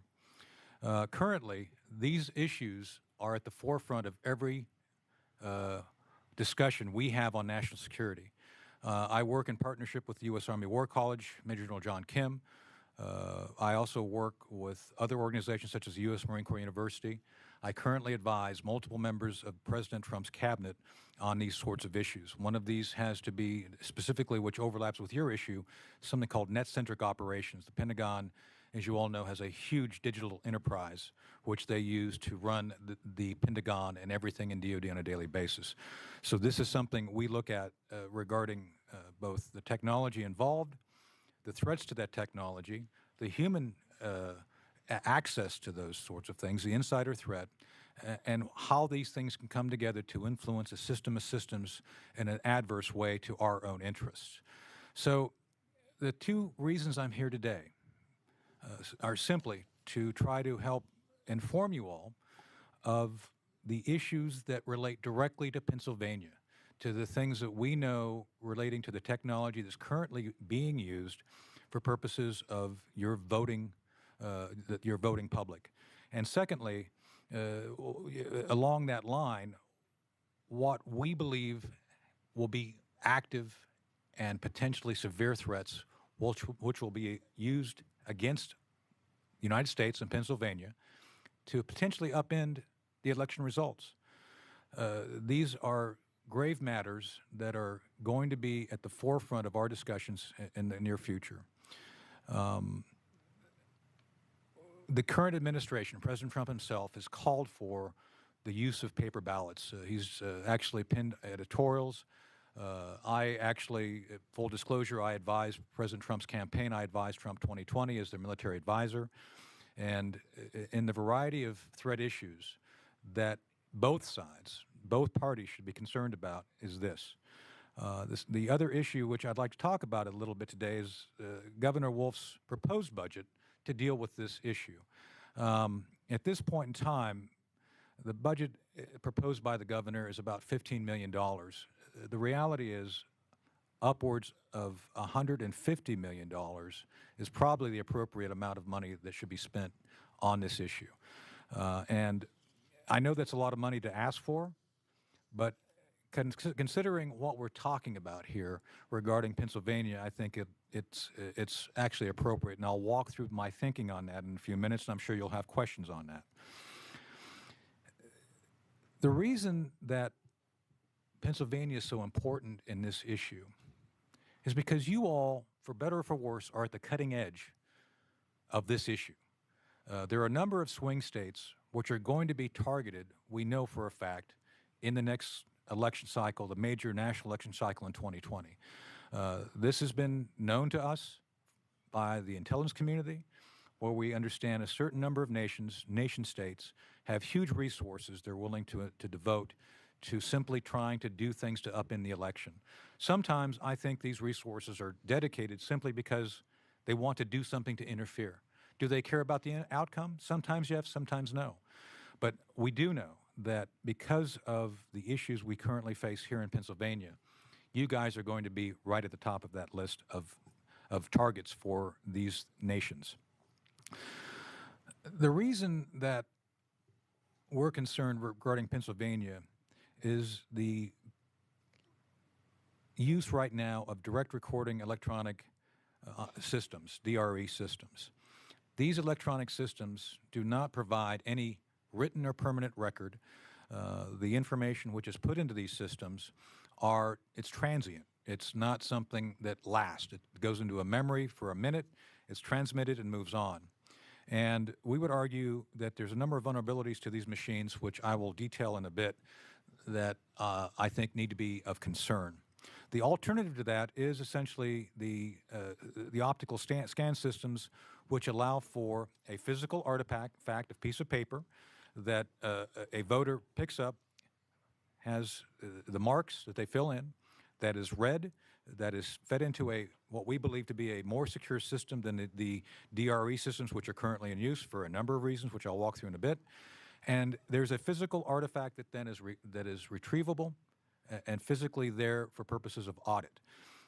My own state of Virginia has adapted this process and this system, and as much as Virginia has problems, as we all know right now, the vote system they've adopted is not one of them. Right now, there's 17 counties in Pennsylvania already benefiting from what we believe to be best practices regarding the security, security of a paper ballot. The majority right now of the Pennsylvania public do not have the paper ballots, and that's the concern we're faced with right now. And I've heard over the last few days a number of arguments why the current system is still, quote unquote, not vulnerable, and that's why I'd like to go into a bit now. Any system that is digital has fundamental flaws that were built into it during the mid-2000s. These flaws have to do with the fact that they were built essentially as a piece of technology that was supposed to function in response to certain human inputs. Those human inputs were to be captured, categorized, amalgamated, and transmitted for purposes of a vote, of basically being able to account for a vote. The problem is this. Those systems were designed at such a time that the full scope of potential cyber threats were not known, and there was no secure methodology used in designing the software or the hardware. There's been tests and over and over again of these systems done at the academic level where they are vulnerable to known hacking protocols. This is the concern we now have relating to the current system. One of the arguments put forth as to why we shouldn't worry about this is because, quote unquote, they're not on the internet, that there's an air gap between the system and the internet, which there's a perception, and I would argue incorrect perception, that it's secure. It's not. I spent years running a unit called Stratus Ivy. This unit, Stratus Ivy's purpose was to examine the infrastructure of foreign nations for purposes of trying to figure out how to penetrate their closed networks. So while I can't go into specific details of how we did this, suffice it to say that the Department of Defense and the intelligence community invested significant resources to figure out ways to identify targeted systems which are closed, to figure out what technology goes into that system, to figure out what that system uses regarding replacement parts, regarding upgrades, regarding software. These all are areas which require a human being interface with a system. That system then is touched by someone. That person may be witting or unwitting of the technology that they're putting on that system. Now, if this was a perfect world and everything functioned in a perfect way, upgrades would happen, there would be no vulnerabilities, but we all know it doesn't work that way. So that's why we now have foreign threats which are examining every aspect of what they perceive to be vulnerable digital systems. These systems, again, let me emphasize this, were designed during a time that there was no known or perceived threat to them. We now know that there are threats because, simply put, it wasn't designed to fight any threat. There's no countering the ability of others to break into it, to modify it, and do things to it. So this is why we believe now there must be a detailed and rapid examination of what the best practices will be. Homeland Security, the Department of Homeland Security is actually attempting to work with each state. Most states have converted over to the new technology, which requires a paper ballot. Pennsylvania has not. Pennsylvania is the most vulnerable of the existing states, which are considered to be targeted because they're swing states. And this is no small issue. One of the reasons I'm talking about this today is the very issue that this is a public debate. There's no way to hide the fact that this debate's going on. That my very presence here today will draw attention to the fact that there's an issue. And that's why we have to look at this with steely eyes to understand that we must do something to prepare for the 2020 elections, where we know that the stakes will never be higher. And I know this is said all the time in media. I'm a media guy, and I say it all, I've heard it said all the time. But the stakes will never be higher for the outcome of that 2020 election, because all indications are it's going to be very close, and states like Pennsylvania are going to be at the cutting edge, but once again. So when we look at the actual technology, we've tried to illustrate, and again, we've worked, and we can make available to you additional studies which show the vulnerabilities of why this is something we need to look at right now, that this is not something we can wait for another election cycle. And even your own governor, Governor Wolf, while I think he's adequately described the issue as something that needs to be addressed, I don't think he's adequately scoped the amount of resources which need to be devoted to resolve it. So this is why I ask you today to seriously consider my testimony as something that to look at. And I would welcome additional offline questions regarding more specific vulnerabilities. Look, I think we all understand. I can't talk specifically about certain things we may have done as a nation for purposes of not, first off, giving up that capability, and secondly, not allowing the adversary to get ideas of what they can do. But I would like it at some point, and I've offered up, I actually was here in the Capitol today going around doing very specific briefings to members and staff regarding what those things are and why it's important. But I think that you as a state, an amazing state with an amazing history, have been at the forefront of this issue for a long time. You represent the American people aptly. You are very balanced, if I dare say that as a term of description. Florida had issues in 2000. Everybody jumped up and instantly wanted to go to a digitized system, which then created a secondary vulnerability we're now dealing with. And if I recall correctly, the last time the state of Pennsylvania actually made an investment of about $100 million in voting systems was 2000. So what we're asking for here is not a reoccurring expense. It's a one-time, very large expense, but one which I think, now that we understand the process and what's required to manage the process properly, is what's going to be required to properly ensure that the citizens of your state are able to exercise this most important right to vote. So the technology we're talking about, we want to be able to have votes counted rapidly, but still safely in a secure way that actually allows for backups and for an auditable paper trail. These are all things which I like to believe everybody, no matter their political party, would want to do. These threats are real. These threats exist. We have known for a while now that anything we could do to them, they can do to us. Technology is ambivalent to its user. It's almost the war of the geeks, the war of the techs. Both sides have techs. All sides have techs. And that's what we're faced with right now, is how do we counter this pervasive threat of new technology against old technology? And that's what it comes down to. We need to find a way to upgrade, to take the best of all worlds of the paper ballot as well as enhanced technology to secure the process and have an audit. So that's it. That's my testimony for today. To summarize, I'd like us to consider, and we'll be happy to, I'm the acting president of the London Center for Policy Research. We are based in New York and Washington, not London. We stand ready to help assist regarding the policy issues, regarding the technology issues, anything else we can do to provide assistance and advice on this, as well as being able to provide a deeper picture of the threat picture if that's something that would be desired. It's something that we do know exists and we have to manage. The threat is motivated.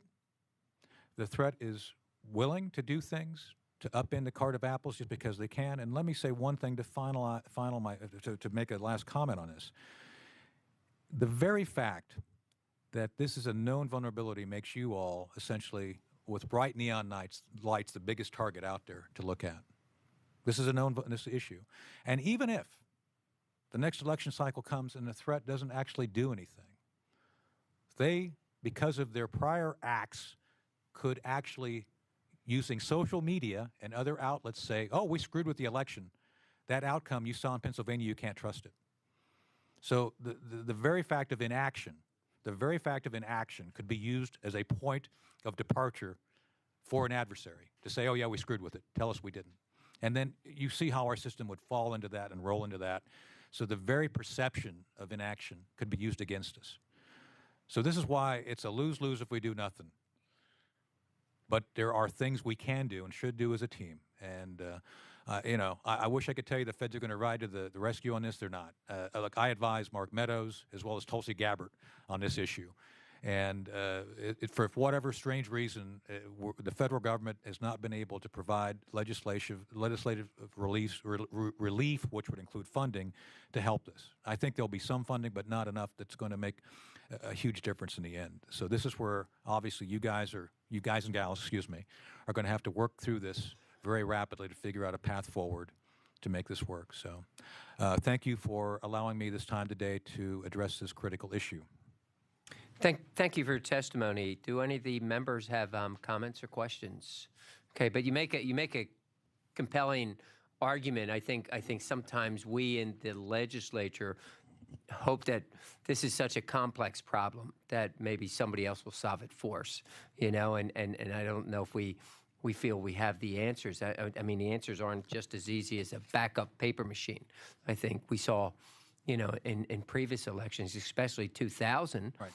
Which, I was part of. What's that? I was just saying Florida had problems last year, too. And last year, too, yeah.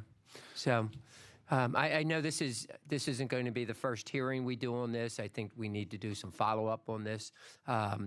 We just need to do a better job of educating ourselves and looking at what the real solutions are here. I mean, my machines in my county, they're the electronic.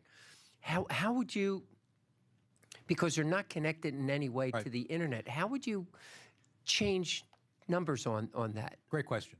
Mr. Chairman, it would be a process. This is where I have to be very careful because NSA always cautions me to never acknowledge we've done this sort of thing. But let me say this. Not on my election, I hope. No, not well. Let's hope it wasn't against our side. Anyway, the basic idea, as I mentioned in some parts of my testimony, is that you have any system requires upgrades and updates. Those upgrades and updates go through a supply chain. That supply chain is vulnerable to foreign threat. Say, for example, if there's a closed computer network in, I don't know, Antarctica, that, there's a little ice station down there and it's closed. Doesn't have satellite comms, doesn't have anything else, but it's something that we as the intelligence community would want to look at. Well, people go in and out of there and they have admin folks who come in and out. And then there's systems of systems which have to be used to update it. You have hardware systems, a component burns out. You may do something to prompt a component burning out more quickly, so a component you want to be plugged into it goes into it. And then you can do system upgrades across the board. Say there's a system of these things. You find a way to compromise the very software which goes into it to upgrade it. And then there's other ways to create windows so that a closed system becomes an open system. Simply because you design something to be a closed system which has no contact to the internet doesn't mean someone can't come in and place something on it which allows for transmission in and out of it for purposes of changing things. So all these things are ways, methods, techniques that have been used in some form to either penetrate or modify a system within which is digitized, which may have no internet connection, but can be compromised by the physical access of new technology, updates, or components going into it. Essentially, if you can touch it, you can compromise it. And if you can compromise it, you can ask it to do a variety of things. Some of those things could be as simple as every other number, changing the number. It could be essentially zeroing things out. Let me give you an example of an exercise we did where the perception of compromised resulted in something not being available. I've used this in a couple of other briefings. A few years ago, DoD ran an exercise where we were trying to measure our ability to fight a war. One of the requirements to fight a war when you have casualties is you have to have a blood supply. So how would an adversary go about trying to compromise a blood supply? A blood supply is very diverse. It's all over the place, all the hospitals. The way you compromise it to make it basically unavailable for purposes of use is to destroy the data which manages it. During this exercise, the Op 4 were able to penetrate the network and destroy the database, making the blood was still there. Blood was everywhere that it was supposed to be, but you had no way to understand where it was at or what its availability was. So this is the sort of mischief we're talking about that an adversary could do. It's not about it being closed. It's about the fact that adversaries will have the objective of being able to get into a network and cause the havoc. Say, for example, that Pennsylvania is a closed network, and someone like me on the other side is able to get in and just change a few things. Just change a few things. And that becomes public knowledge. How much confidence, then, will your public have in the entire process? Doesn't require you to compromise everything. It requires a little bit, just a little bit. And that little bit then becomes, as you know, in today's technology of rapid news and everybody running around with their hair on fire, becomes something that is exploitable by the enemy. This is not simply about technology. It's about what can be done to change perception using the technology. Chairman Sinato. Thank you. Thank you for your testimony. I agree with Chairman Barrar that, this issue, I think we're going to have to look further into this. I mean, this is something, election integrity, I think, is critical. Yes, sir. And we are a swing state. This is going to be a big focus, both sides, but it has to be fair. I mean, it's like, when you have, and like you said, it may not matter what the final outcome is if you can destroy the system. Then yes, a foreign entity has succeeded. And what are these other swing states doing? I mean, that you would think would be good here. I mean, you said like we are the least prepared at this point. Right. What do we have to do to say, okay, what is working in some of the other states? Well, let me cite Virginia as my most direct example, which I both live with and appreciate their diligence. Virginia made a decision a few years ago to go to all, the basic physical form, the optical scan form, and they did it rapidly. It was an investment.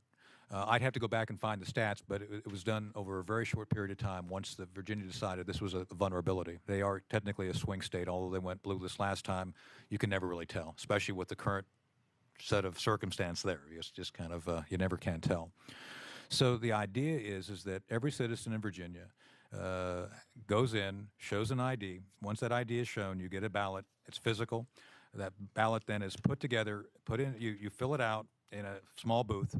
You take it to the machine, it's read, and then that artifact is maintained for a certain amount of time. And I know this requires physical space because there's a lot of ballots that have to be done, and obviously there's a potential for slowing things down because one of the complaints in Florida is that it slows down the process, and it does. There's no doubt about that. There's no way, when these pieces add up to tons and they have to be moved around.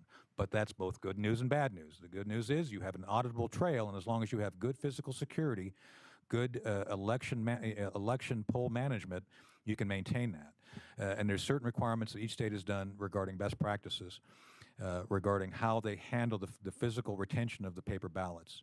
And our recommendation is, and it's something that is, I think, in most cases implemented now, is they use essentially a mathematical algorithm to do spot checks to verify the digital record and match it to the hard copy record as a method of auditing the entire process.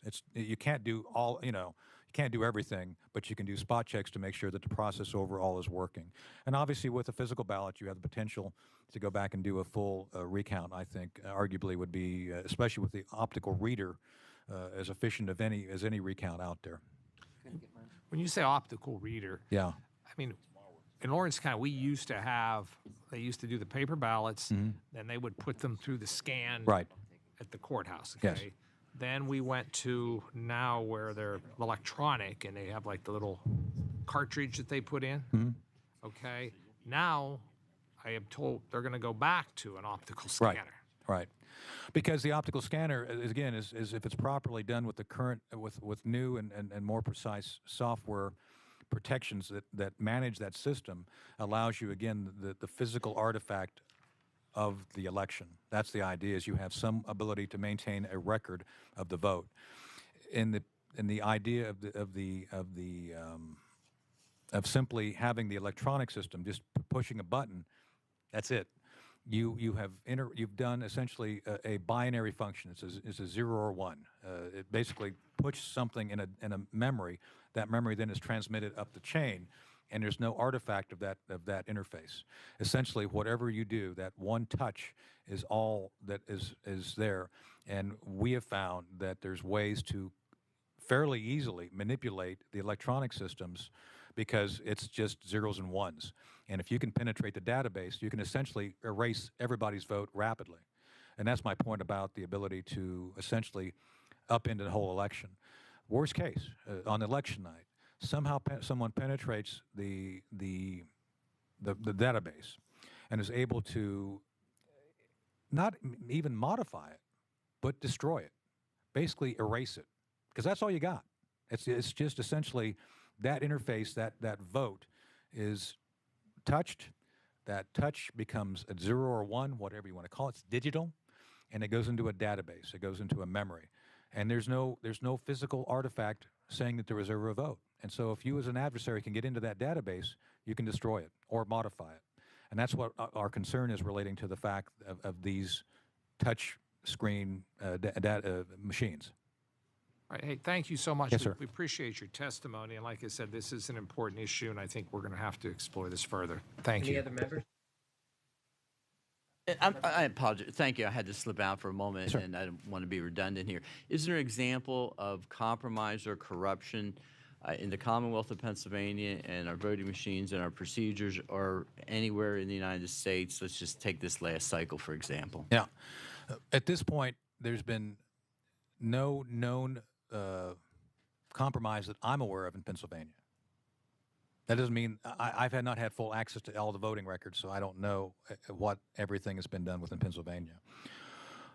Within other states, there has been attempted access to databases which relate to voter registration and day of voting databases. Those are things which have been essentially probed by foreign adversaries as well as some domestic threats.